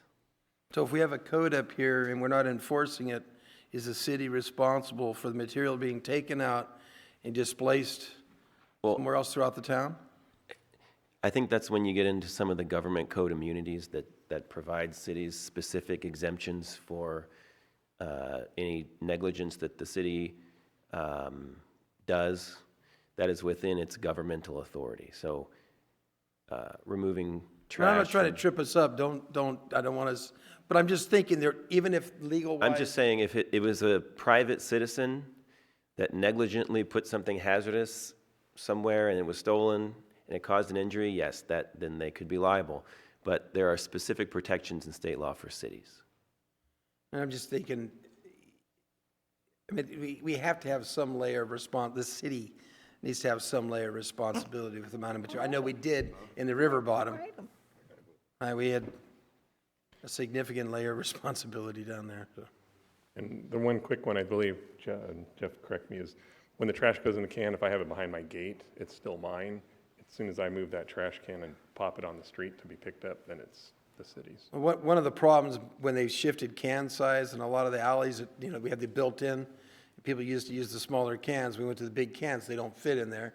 They don't necessarily fit through the gates. Yeah. So we kind of created this big green elephant that's out there. If there are no more questions for staff, we'll open this for public comment. You have 3 minutes. Please come forward.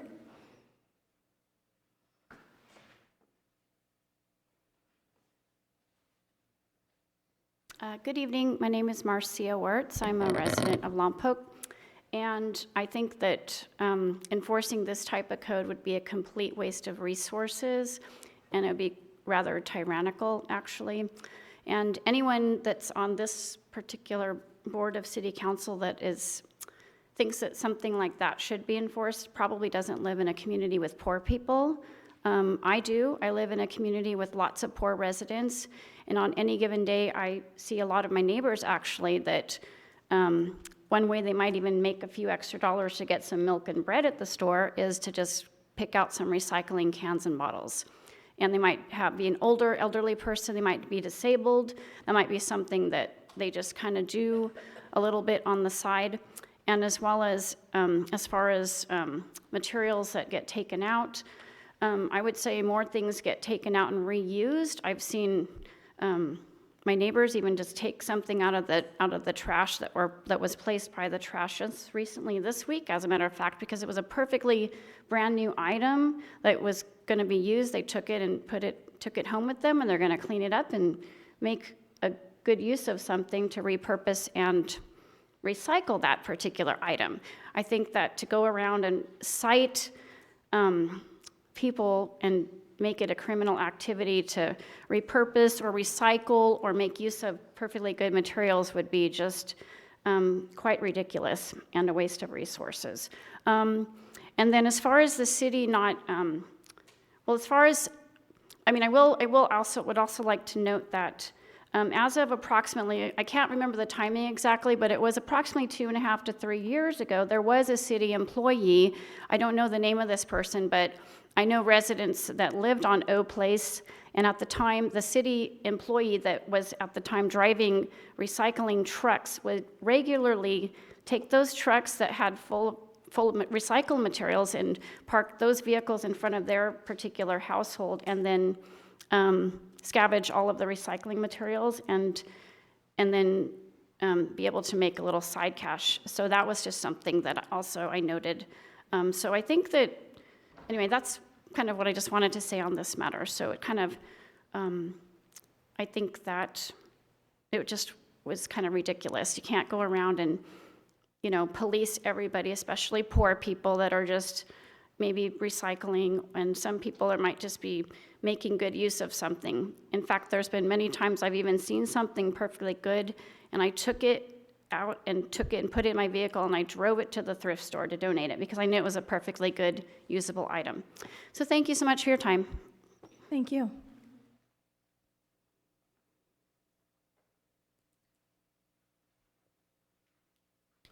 So my opinion on this, like I said, I worked on a platform for a long, long time.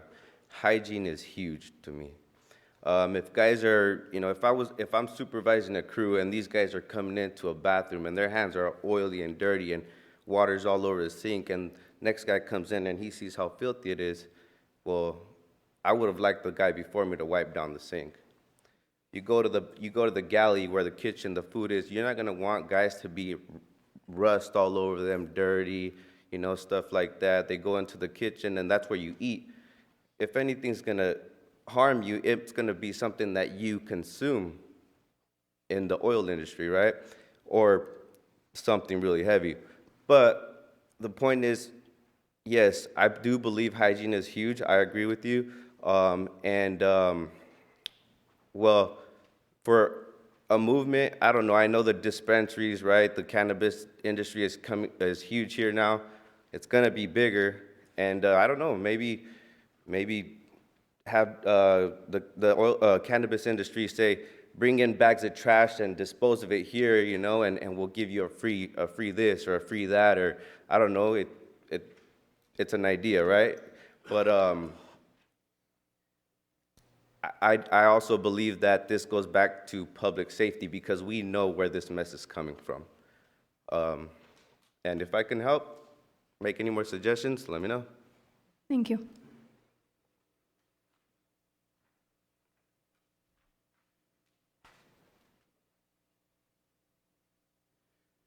My name is Dr. Brian Hunt. I'm a veterinarian here in town at St. Francis Vet Hospital. And I totally agree with Councilman Mosby's suggestions. If you enforce them, it'll go away. You won't have the problem anymore. We're not just talking about garbage here. We're talking about vermin, contagion, bacteria, viruses, coronaviruses. How did that get going? It was filthy in China. They were absolutely a mess. The peasants there, they didn't control them. They let it get out of hand. And so the viruses started spreading. Now, fortunately, coronavirus is not a terribly serious one, although it seems to be doing some damage. In the animal world, we deal with it all the time, and it's not too bad, but it is contagious. And you have to control garbage, because it's not just garbage, it's what's in the garbage. The bacteria, E. coli, salmonella, all these things are deadly things. And it's really just silly not to have some control over it. I mean, poor people, it's tough, but they've got to be kept healthy. If they get into the garbage, it's very likely that they could be infected and die. And we see them dying all the time around here. It's awful.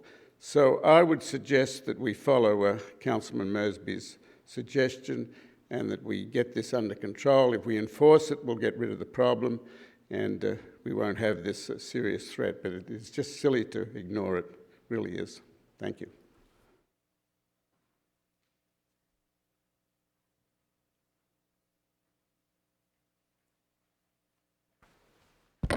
Maria Guinica, resident of Lompoc.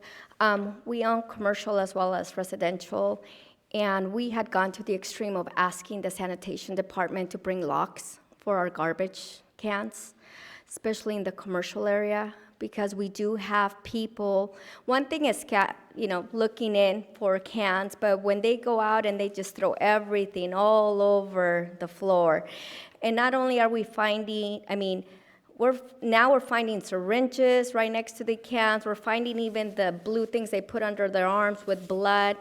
And you have kids from schools walking home, encountering this type of hygiene situation. So as property owners, we try to mitigate. So we did ask the sanitation department, and they did bring some locks and little rope and to help. The other thing is residential. I mean, we personally don't leave our cans out. We have to do it the morning of, because same problem. You know, people just go and they just throw it all over the place.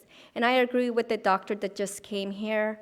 I know it's a way for people to make extra money, but at the same time, it can become a health issue. And so just wanted to add to that the sanitation department does have locks for your garbage cans in case you need them, in case you decide to not do it, but that's a possible solution that they offered us. Thank you. Thank you.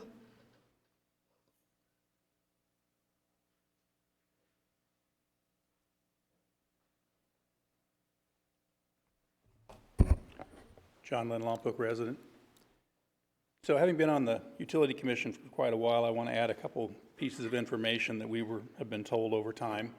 One is that the removal of CRV, recyclable materials, from our trash cans costs the city ratepayers about $50,000 a year because our trash is not as good quality in the recycle side, so we end up paying more because there's less recyclable material in there.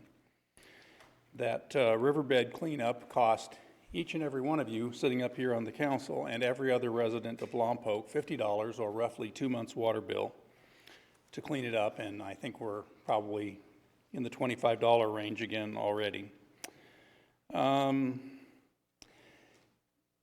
I was watching something the other day, and they were talking about dumpster diving for profit now, and that's going in and pulling out people's papers and documents for identity theft.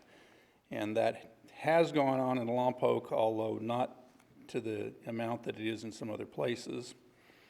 I too have had the experience of having to go pick it all up and put it back in the dumpster after someone went through our 400-gallon dumpster, so you can kind of imagine how much stuff they were able to spread all over. It certainly is a sanitation issue. I understand the need for people perhaps to get a couple more bucks, but it seems like most of that goes to liquor and drugs. There is one possibility that might be pretty simple, and that would be to require the recyclers in Lompoc to only accept recyclables from people who can prove they have a residence address from which they could have gotten those recyclables. We are fortunate to have a great recycler here, because if we didn't have him, each and every store would be responsible for doing CRV recycling, and that certainly wouldn't be very advantageous. And some other communities that have lost their recycling centers have had that problem. But it's probably gone on long enough. It is costing ratepayers. It is making a mess, and I have certainly heard a lot of complaints about it too. Thank you for your time. Thank you. Seeing no one rise, we will close public comment and bring it back to council. I am disappointed we eliminated code enforcement in all of the research our staff has done. Code enforcement is the arena with which this is monitored, and it is more an informational and educational issue. Again, we have the fines, but by the time they go to court and are attempted to recover, we often don't see that money come back, because many of those that are, as one of our public commenters mentioned, individuals who are down on their luck that often are doing this. So I get the need, and I get the public health safety side of it, and yes, we need to be more proactive, but given the burden our police department already has, I can't see putting it on them. So unless we have a solution that is put to solid waste department or revitalize our code enforcement, then again, it would make more sense to pull this code off the books because we aren't able to enforce it and the courts are throwing it out. Councilmember Mosby. Okay, well, first of all, the sanitation department does have a solid waste code enforcement officer. So we do have that. And referencing about the other code enforcement component that was the division, It wasn't the only code enforcement, because we had many, many people who enforce codes in the city. One of the reasons why that was eliminated from the budget, it was averaging about 7 code complaints a week. With the legal component with it was almost $200,000 a year. So that code was already up there. They weren't enforcing it before. I don't think it'd be a miracle that they'd also all of a sudden start to enforce it. But I think we have components out there already. I think the city manager, I don't know, do we need to give you some level of direction, or can you find a way to, I mean, if I get 3 people to say, hey, let's start doing something about this? Or do you need me to go deeper? For me, I'd have to talk to Keith about getting, well, we'd have to bring it back probably as an appropriation, unless I can find it in his budget. I don't think we had anything scheduled for that, but we can put something together and bring it back. You're going to pay for it one way or another. Oh, I know. We have to bring. Either stop it now or pay a lot of more money later. Yeah. No, we can bring back, do I need the 3? Yeah, probably best to get the 3, and then I can bring back an item that says, here is a part-time position to do, and then get a definition from that. Okay, well, I'd make a motion that the city manager bring it back with some more information regarding this to potentially make a decision. I'll second. I'll third. It only needs a second, and then we'll take a vote because it's an agenda item. It's not a council request. Any other questions for staff? Seeing none, let's vote. And that passes 5-0. Our next agenda, we've had a request for a 5-minute break. We will take a 5-minute break.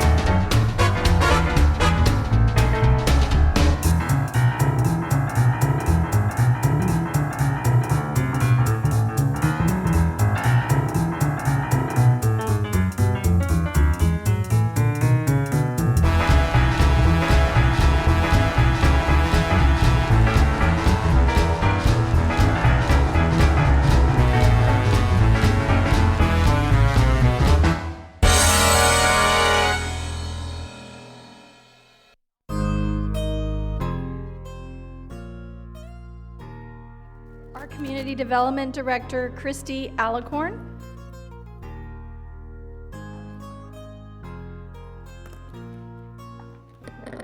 People love to make it a foreign name.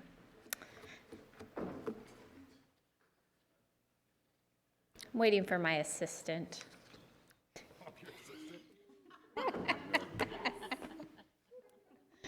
Gets late, I get a little crazy. This isn't late. This is only 8:20. Oh. When you got a bunch of kids, this is late. So, good afternoon, evening, Honorable Mayor, council members, and the public and staff that are here tonight. So,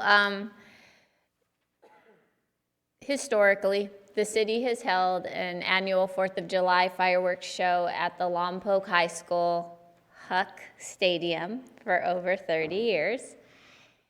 And in 2019, the Lompoc High School District began renovations on the stadium to install new synthetic turf and track at the high school.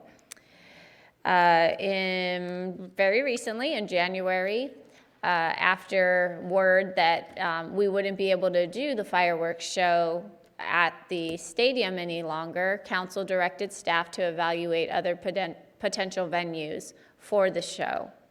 So staff did that in February. Fire, recreation, and administration with the pyrotechnical professionals reviewed the sites listed there, which included John Mansville Park, some privately owned agricultural fields west of the city and actually in the county, the Lompoc Airport, Riverbend Park, River Park, and Ryan Park.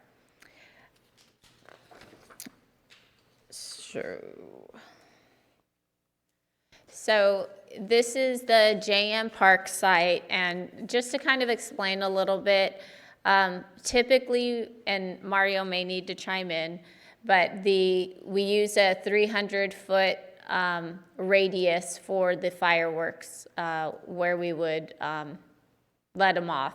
And that was due to the size of the shells that would be used during the fireworks show. In talking with the pyrotechnical group, they would use smaller shells to get us down to a 250-foot buffer. So in looking at JM Park, there were a few pros and cons. The pros was the site itself had sufficient area, so if we let the fireworks off here or even scooched it over a little, this is the transit yard. It's all empty now with a couple buses. So if we did it there and we had people hang out over here, they could see the fireworks show. The issues that we were concerned with, or the cons, was one of the reasons that makes, or one of the things that makes these fireworks shows feasible financially is our ability to charge a cost at the door or to view the fireworks show. And it'd be very challenging to do that with this site. We would have to fence off the area and create some sort of point of entrance, and then we'd also have to have some sort of sufficient parking for all the people that would come to attend. So given the number of cons to the pros, we kind of moved to the next site, and that was those agricultural fields. This one seemed really cool. We're like, wow, look at that. You can just like let them off there. I guess the wind blows this way. All the drift and everything will be here. These guys might experience some smoke. But again, this one wouldn't have any way of recouping costs through having attendees. We talked about possibly having the attendees view from Ryan Park, but that I don't know how spectacular of a show they would see from that area. And the pyrotechnic group also kind of felt the same way. The other problem with this, from a fire marshal standpoint, is it's in the county, so we don't kind of oversee that, if I'm understanding correctly. So, not enough pros. We go to the next one. The airport. This one seems like a really good idea. So I'll give you the pros first because I'm a positive gal. It's a large open area. There would be sufficient seating. I think a lot of you remember, what was it, Mission to Mars. We had seating there and people attended and there were tons of people. The cons, and while I think if we had more time, this may not be a con, but we would have to consult with the Federal Aviation Administration to get approval to shut down for the fireworks show. We didn't have to do that for the Mission to Mars because we weren't taking the Mission to Mars from there. We weren't shooting anything off. So in talking with our airport staff, they said it's highly unlikely to get approval as they've denied, the FAA has denied requests that were much lesser intrusive. So again, the other major concern by fire is this is going to be occurring in July. All of this here is going to be really dry. So that's a concern. We don't want to be burning down anything. So then you go to the next one, River Bend Park.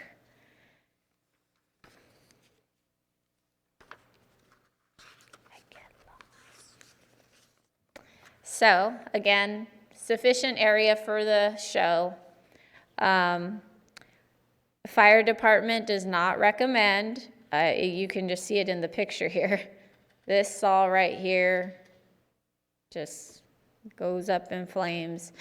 And then also the fallout area is the San Ynez Riverbed, which isn't really a con unless there's some debris from the fireworks that could ignite that area.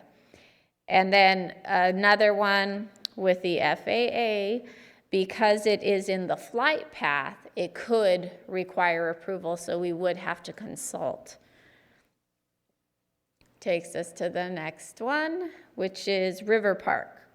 Again, sufficient area for the fireworks show.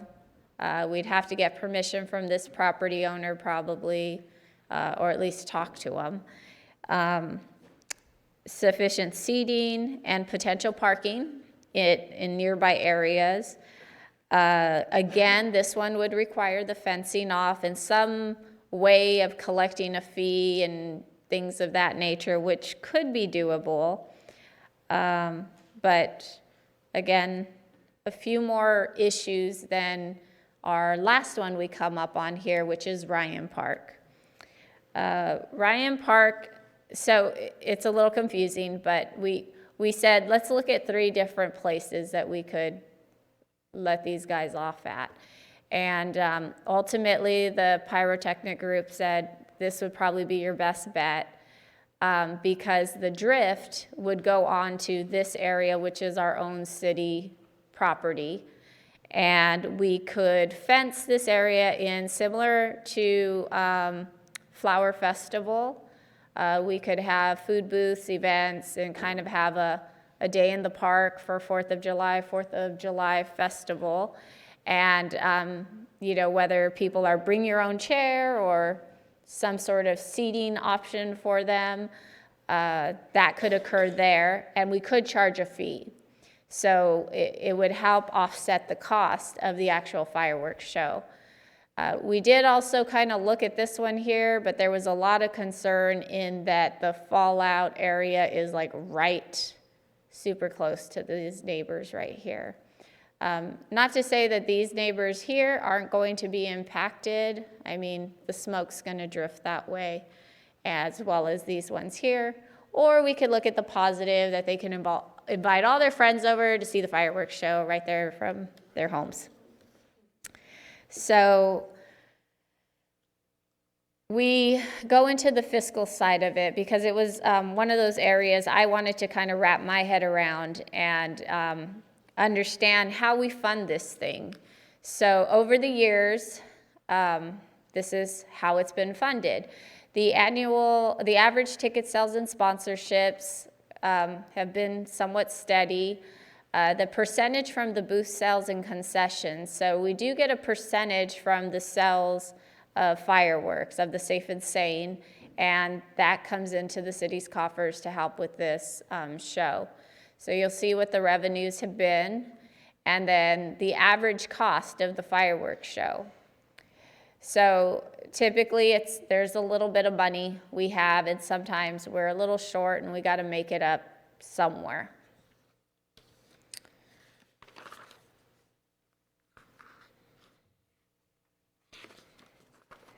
So this is a lot of estimating. This is a new site, and these are, we know what our fireworks are going to cost us. We're estimating fencing. We know we're probably going to need porta potties. We know we're going to need security. Events and festivities, that's an estimation. Staffing and coordination, we're pretty close on that. Percentage of the booth sales, that's an estimation.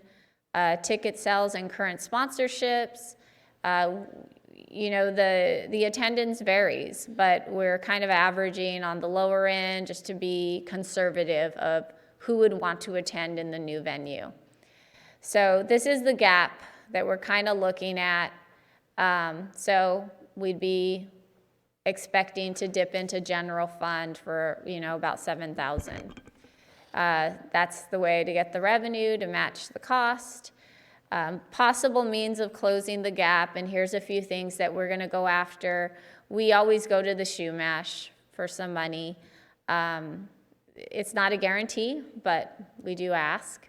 And then there's usually private donations, and we would be looking for about $7,000 to seek additional sponsorship. Working with our local radio station, having them either do the music to the fireworks shows, and then maybe people want to buy time or sponsor so that they can get a little blurb on the radio during that day. So Recreation's really good at getting creative, and they are also very, very good at stretching the dollar.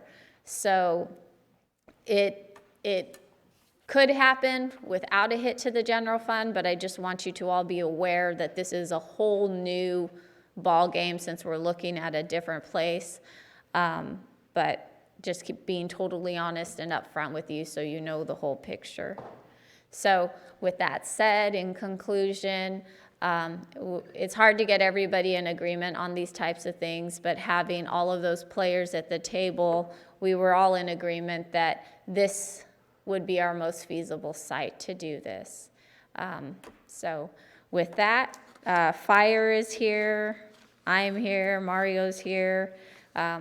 We're happy to answer any questions you may have. I don't know if, no, airport's not here, so sorry. He is? Oh, I'm sorry, didn't see you, Richard. He is here. Councilmember Mosby. Thanks for bringing this back so fast. It was only about a month ago we made that request, so, you know, thanks for getting us closer to hopefully getting this done. A question, so the group that runs the Flower Festival, have you had a chance maybe to talk to them and maybe partner up? I mean, they already have some fencing up.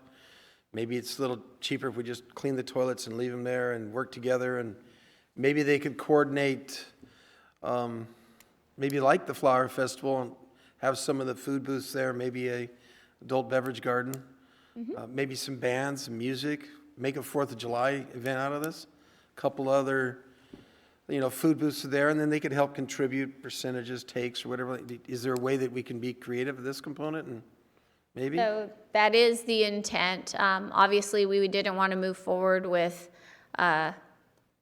chatting with anybody until we got council's blessing on the site. But yes, those are some of the things that Mario has already begun to think about, and since I believe Flower Festival is kind of right before this starts, that maybe we could negotiate with them to leave things up for us and kind of make it a Work together? continuing party. Oh, yeah, maybe you can, you know, Yeah. just a thought, and he's already into it already, but yeah. I mean, it would be a different experience. Yeah. So a question at Houck Stadium, they didn't have these kind of distances where we just grandfathered in, or what was the deal there? Because I don't think we were 600 foot where they were launching. So at Huck Stadium, I think when we were looking at the circles, the fallout areas and where those little circles kind of went out beyond, they were going onto our own aquatic center. So Yeah, but the field's only 100 yards long, so how are we getting that far away from people?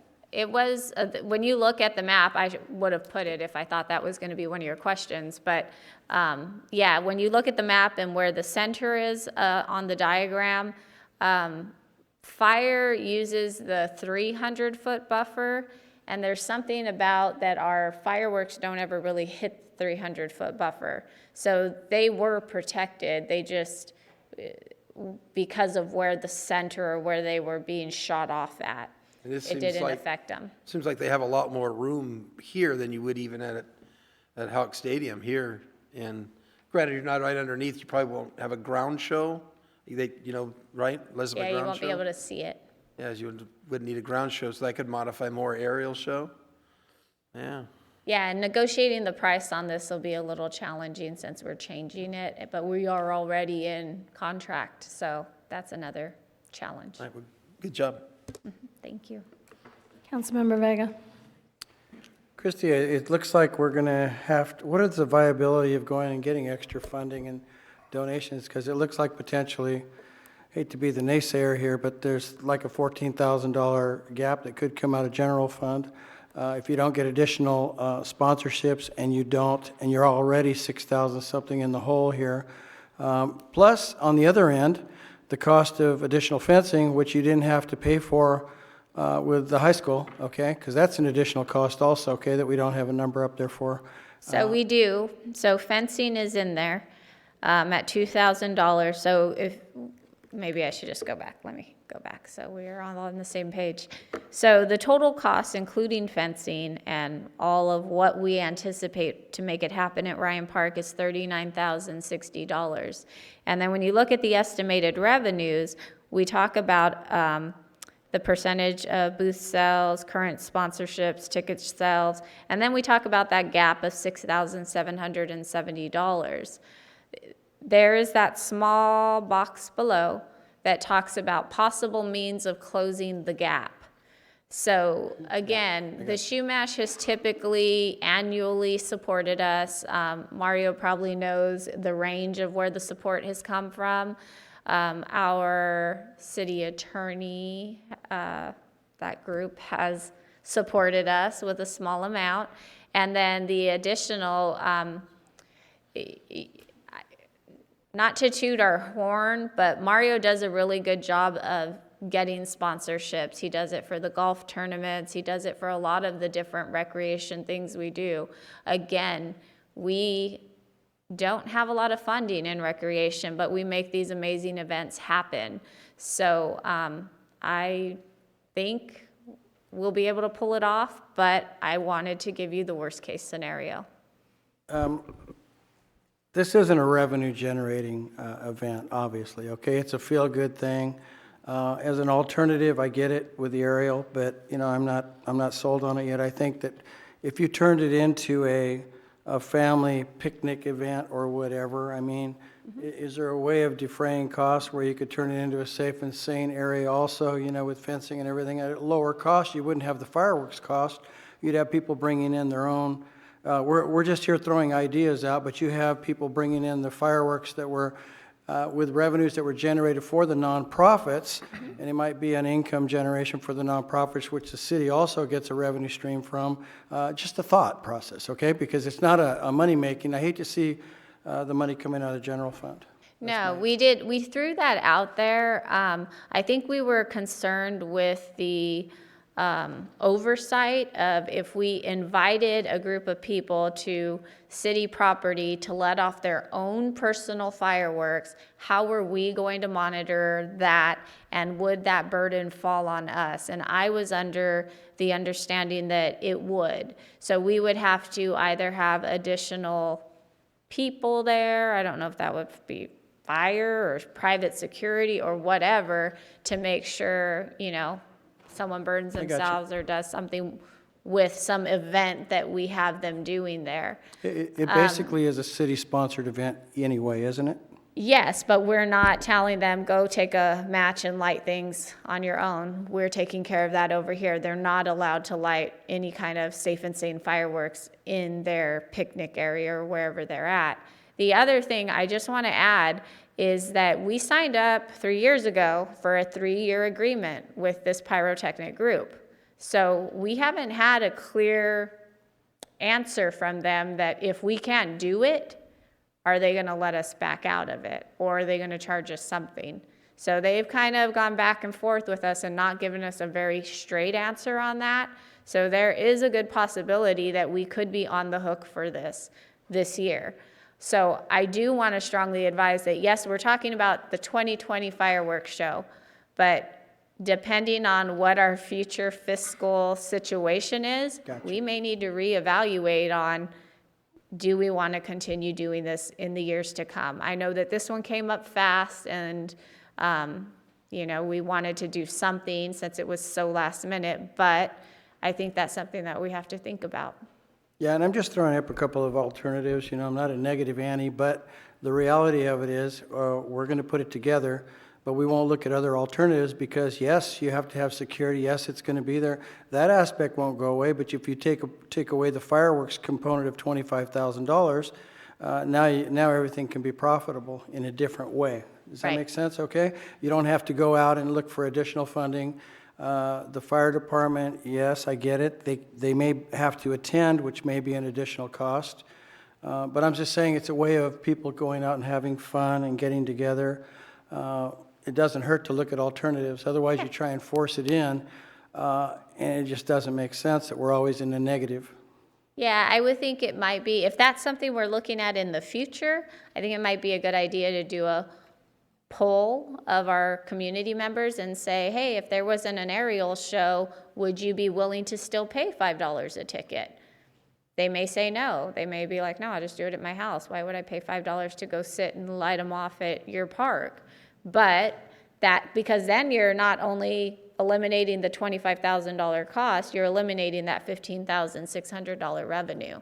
Yeah, so all of those, I don't want you to think that we didn't think about all these things. We did. We sat there and we talked about all of the different options that we could go through this go round, but it sounded like we wanted an aerial show.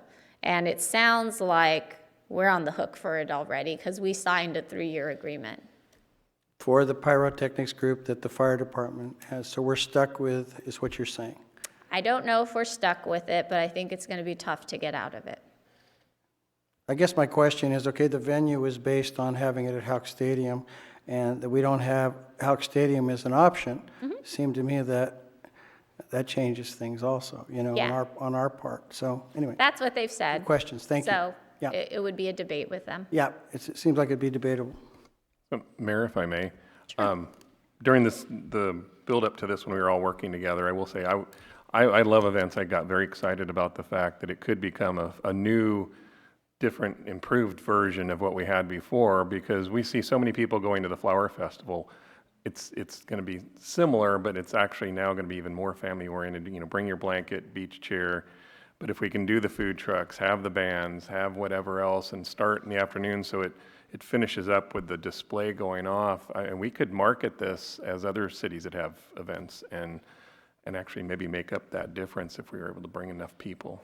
So just my 2 cents. If there are no more questions for staff, we'll open this for public comment. You have 3 minutes.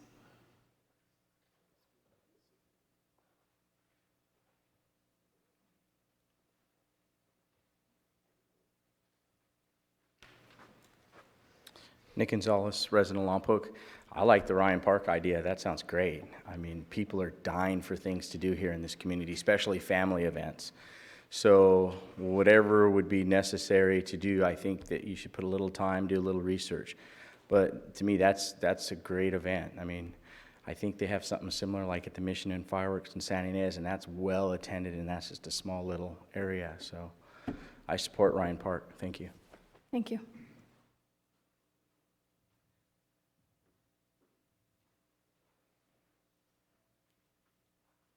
So Angel Tamayo again, resident of Lompoc. I agree. I like the Ryan Park idea. I also like the, getting together with the family. I have a huge family here in Lompoc, a lot of family, and we're well united. And that's part of the reason why I say this. There's a young athlete here in Lompoc that he is building a career in sports, and he's doing very, very well for himself. And I've spoke to him trying to get his mindset kind of where my mindset's at, helping the community. And he's really, really motivated, wants to do whatever he can to help his community. He doesn't live here now. He lives in Los Angeles. But he doesn't want to help Los Angeles. He wants to help Lompoc. So he's willing to help us do what we can to bring people together, kids together, and get them involved in whatever it be, indoor soccer tournaments, football tournaments, whatever we can do to get people together, he's in on it. So whatever I can do to help, let me know. Thank you. Thank you.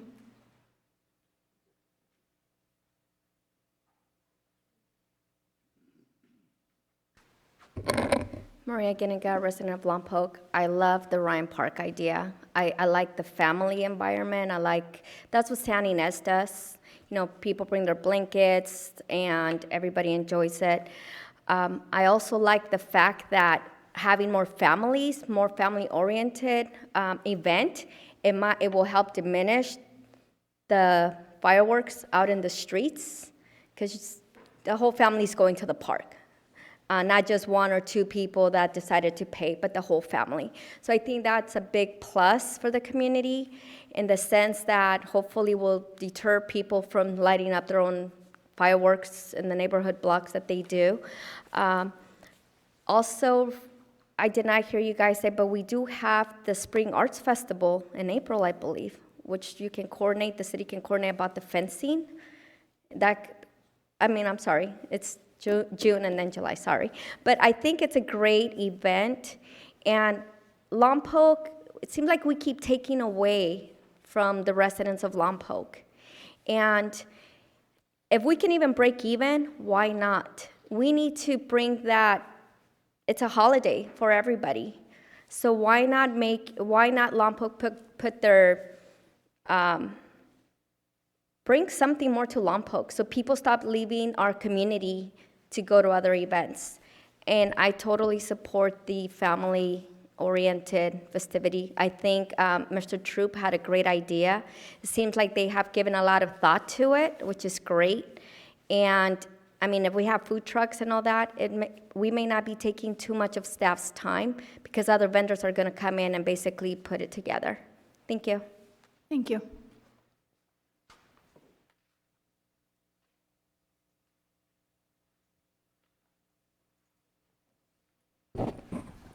Okay, so just a little bit of history. When I became mayor, we funded part of this through the general fund. But we were pretty short on money, so the decision was made that we would not want to fund it through the general fund anymore, and we needed to get donations. I think my sales quota was $11,000 that year, and we certainly raised that. In a couple quick conversations in the audience, I raised $1,000 for you. I suspect we could raise the entire $7,000 in a matter of a few days. People love the fireworks show. I think the idea that staff has to have it at Ryan Park and expand it into a more family-oriented activity is great. And by adding some more activities, that $5 ticket's going to look like an even better value. So we'll let us raise some money for you, and you won't have to worry about that for the general fund. Victor will get her done. Thank you. Thank you.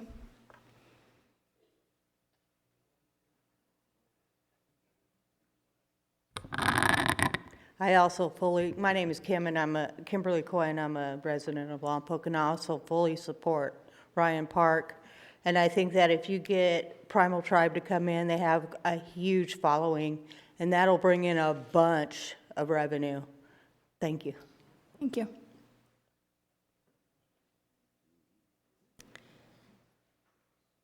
Seeing no one else rise, we'll close discussion and bring it back to council. Councilmember Vega. Well, Mr. Troop, you got me a little bit on the food truck thing because I saw the eyebrows getting raised. The music and the thing. I think the if that's going to be our new event center, you can't leave it permanently fenced, I guess, because it's a public park. But do we rent the fencing, or do we buy the fencing? Where does that come from, and is it cost effective? Is there another way to do this? Because if we're going to use this as a future center, because Houck Stadium has that artificial turf, there may be other events that we can't have there. Maybe we should look forward and see what the cost effectiveness is of all the build out. You know, we have to put porta potties in, the fencing. I mean, is there a way of minimizing any of that for long term or not? We can look at fencing. That would be something. The big piece is storing it once you're done with it, because like you said, we can't leave it up the whole time. But we can look to see, you know, what's our payback on it? Is it going to be 5 years, 3 years, 10 years? We can do that. Porta potties are one that you're always going to have those, because you don't want to build bathrooms to fit one event now and then. So it's usually more cost efficient to just rent those and have them be brought in and then taken away.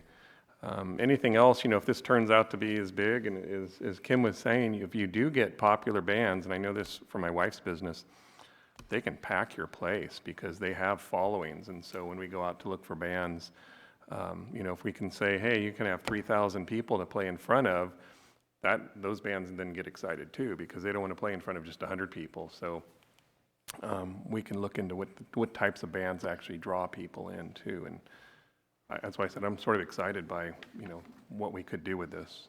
Well, you know, partial fencing of the other side too. I'm not sure if we're going to utilize the other side or just the main part, because I saw that there was a larger envelope there using the baseball fields and whatever. Not sure where the main focus was, you know. Where would you actually shoot them from?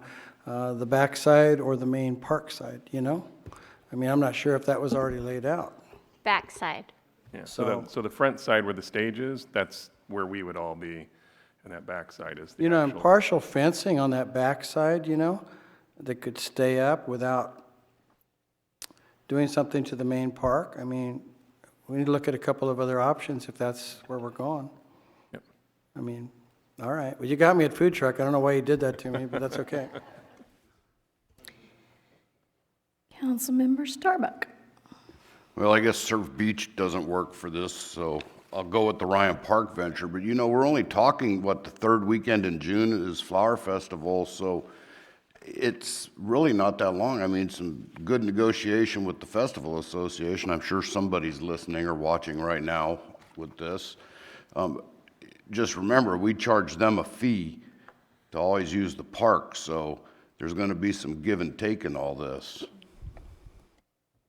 Councilmember Mosby. I'd make a motion to approve you guys going forward with Ryan Park and try to coordinate working out with some of the ideas we brought about and talked about, the festival group and stuff to get through the cost components and such like that. I think that, does that meet everything you need? Did I give you enough leniency to go? Attorney says yes. So I'll go with that one. I'll give you a second, but I'd like to add, look into reducing the impact of parking. I know that's a problem with flower festivals, so maybe look at a ticket price that includes a bus ride and extending the buses on that day for the time of the festival being open, so that maybe people will use mass transit to get there. Check with the Santa Barbara Bike Coalition. They have a bike valet program. Maybe those of us that like to ride our bikes can have a place to check them in inside the gated area and have them secure with bike valet. Just knowing that those are issues that we have with that neighborhood, and given this is a new event that will impact them, I'd like to be considerate of that. So I'm happy to give the second on that if we can include that. Councilmember Mosby? I'm trying to process all of that, but yeah. But maybe getting with the mass transit component, in the beginning, we gave free bus rides. I don't know if there's an opportunity or a grant fund somewhere or somehow. You want to really get people and you want to promote the bus service, maybe there's a way that day that you could find some funding to give free rides that day. Maybe, just saying. Maybe there's a chance. And that would really promote it, kick it off, and get people, generally if it's free, the people will use it. Some people will use it twice. So I'll do that, along with the addition that I said. Okay, thank you. Councilmember Vega. You guys are, with your bright ideas, I have another one too, okay? How about if we do have a few bleachers there or something also, we did have them at Flower Festival, maybe somebody wants to have a bleacher seat or something, maybe they'll pay a couple more bucks, but just a thought process. So maybe look into like a VIP section. A VIP, yes, you got it, bleachers. man. There it was. Those were the words. Thank you. So an upsell ticket that helped cover costs. Councilmember Mosby, do you like that idea? Yeah. Awesome. All right, so it's been moved and seconded. We've thrown out a lot of, as Mr. Vega says, bright ideas. Ha ha, fireworks. Any other discussion or questions before we vote? Seeing none, let's vote.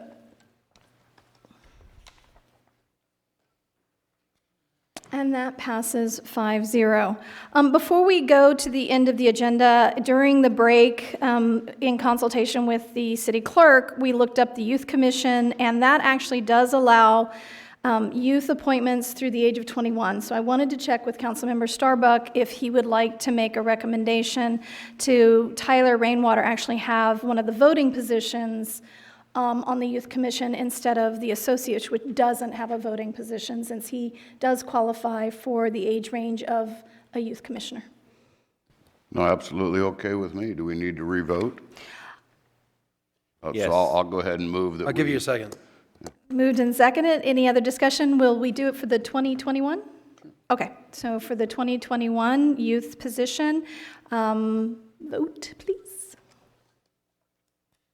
And that passes 5-0. Thank you for that accommodation. All right. Any written communications? Nothing. Thank you. Oral communications on city matters. You have 2 minutes if there's any discussion, any comments. Seeing no one rise, we'll close oral communications and we'll bring it back to city council comments and meeting reports, and we'll start with Council Member Vega. I do have one comment. We appoint people to commissions and committees all the time. We may need a change in the handbook, and I wanted to throw this out there. It'd be really nice that the people that we're appointing or we're giving seconds to, if possible, attend the meeting so we can see who the heck we're putting on these meetings. I mean, yes, we're giving the second. If Council Starbuck nominates somebody, we just generically do it, but it'd be nice to have their participation. I'm not sure what we can do about that and how the handbook reads. But if possible, it'd be nice that we encourage our appointees or potential appointees to show up to the meeting. It's agendized. Come on in if you can make it. If you can't, let us know. But generically, we're just voting on something. We don't even know who the heck these people are, so we should encourage them to be involved. And nothing else to report. How about that? Thank you. Councilmember Cordova. I attended the Chamber of Commerce Board of Directors meeting on February 26th, and I also was a guest reader at the Manzanita School. Yesterday, March 2nd, was National Read Across America Day, and that was very fun. I read for second graders and third graders. Councilmember Mosby. So I represented the city of Lompoc at the past SB CAG meeting, as well as the SIGMA, San Ynez Groundwater Management meeting, I believe it's recognized as. And a couple other meetings, but at no expense to the city. Thank you. Councilmember Starbuck. Yeah, I've got 2 comments, possible requests here. I guess the first one I'd like to address Mr. Albro on. We passed the budget, and at that point, we discussed that we wanted to go ahead and do budget reviews, see if there was any resets where we came in with revenue projections, et cetera, et cetera. I know with CAFR and all the other things going on now, when would be a good time to put that on the agenda? Well, usually, I usually bring you the CAFR and give it to you ahead of time there in December. I always like to do a mid-year review and also an update on what happened during that year. I'm waiting on the sales tax numbers to come back from the Fees and Tax Administration. As soon as we usually get like October, November, and December, we get like up a little bit, and then they true it up. It usually takes about 2.5 months. So I usually get around March. Other than that, I could do an update either the next meeting or the first meeting in April. Yeah, well, I know the next meeting we're going to talk about if I-2020 passes, what we're going to do, and if it doesn't, what we need to do. So does that work into the same time as like April then? I could coordinate them together if you wanted to. I know you guys wanted I don't want it to go away like it has in the past when we pass the budget and then all of a sudden, I'm sorry. She's running the meeting. No, I'm sorry. If you wanted us to bring it back, if we're talking about, I know we had talked about doing a fresh start for the CalPERS. We can do that on the next meeting, or we can combine it with a financial update. I can try and do it. I think I'd rather do them separate, but I mean, it would be a council item to discuss that, but. I mean, do them separate, but do the same meeting, and we could talk about, because they're kind of going to correlate together. I know I looked at the results, and it was about 2-to-1, 68% with the mail-in votes, so let you know on the. For yes. So we're within the next 60 days of doing a budget review and looking Oh, at definitely, everything. yeah. I definitely want to get that in front of you guys, either the next meeting or the first one in April for the mid-year and update. I'll talk about last year and also do some talk about what it looks like in the future, also after the tax is passed and what it's going to look like with our budget. Okay. No, it's just, I didn't want it to go away. Thank you, Dean. The other thing I wanted to talk about was somebody sitting in this room had talked to me before, and it involves homelessness and services for the homeless. And what they showed me that there are 2 intake centers for help for people that are homeless. One in Santa Barbara, believe it or not, the other one's here in Lompoc. If I could get 2 others on this, I would love for our staff to give a report, and the website was Live United SBC. It's 211 services. This provides everything that we spent a whole bunch of money on in a triage center out on the county, not us. I think it'd be a good tool, and it explains why we have so many people coming to Lompoc. They're coming here to be processed in. We're one of 2 places in the county. It made absolute sense to me when I heard it. So, I mean, I think that it's something that as a council we should look at this, and it could have a huge impact on what we have for our homeless people in the valley. So you'd like a staff presentation on the information that's out there and the 211 Absolutely. system? Live United SBC was the website. I will support that presentation as information to the community. Do I have a third? Third. And Councilmember Cordova supports that, so. Anything else? Okay. I attended the public safety meeting, and earlier in our agenda, the committee voted to go to bi-monthly meetings as a cost saver, so that is what we voted on, so thank you to the Public Safety Committee for considering that. I attended the Chamber Tax Luncheon, and it sounds like that was helpful in educating the community if we really are at 68%. Thank you, Dean, for that update.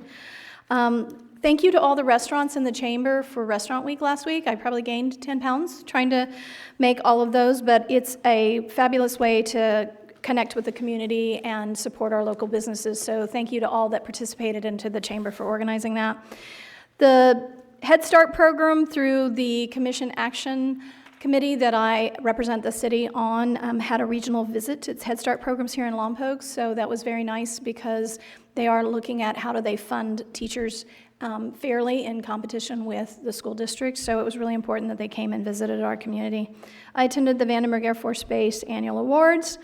I want to thank the food bank for not only having their last Saturday of the month distribution, but they had a family fiesta event, and they invited a lot of local nonprofits that provide services and family services, and they did a great job this weekend of connecting with the population that needs their assistance and educating them on what's available to them. I also participated in the Read Across America and thank the Manzanita schools for inviting us, and invite the rest of the school district to reach out to us when you do these programs. A few things to announce. There's the upcoming Total Teen Conference. That registration closes this Friday on March 6th. You can go to the city website and there's a link. It's available to teens in the area. There is a minimum cost of $10 for pre-registration and $15 after. I encourage all of the teens in the community to attend. It's organized by your fellow peers in the Youth Commission, and it's their big event for the year, and it's really informational and really helpful, so I encourage you to do that. And the Future Committee, the group that is working on a location for teens to feel safe and hang out after school and have a safe place to be, is having an informational meeting for the community on March 16th. It will be at the Hilton Garden Inn at 6 p.m. So if you want more information on how far along they are, what they're planning, what the location goals are, and what they're providing, they're available to now talk about it because they've really flushed the idea out. So I welcome anyone interested in that or wanting to support it to attend that meeting. And last but not least, I want to thank Victor Jordan with the vision. He has revived the Lompoc Valley, California Visitor's Guide. It is really a great history of our community, as well as very enticing to visitors, and we get many compliments when this is out and about, so I thank Victor for redoing that. If you need a copy or want a copy, I know we had a few in our lobby, but you can pick them up at the local hotels, at the Chamber, and a couple of the restaurants around town. Lompoc City Council will adjourn to its next regular meeting at 6:30 p.m. on March 17th, 2020.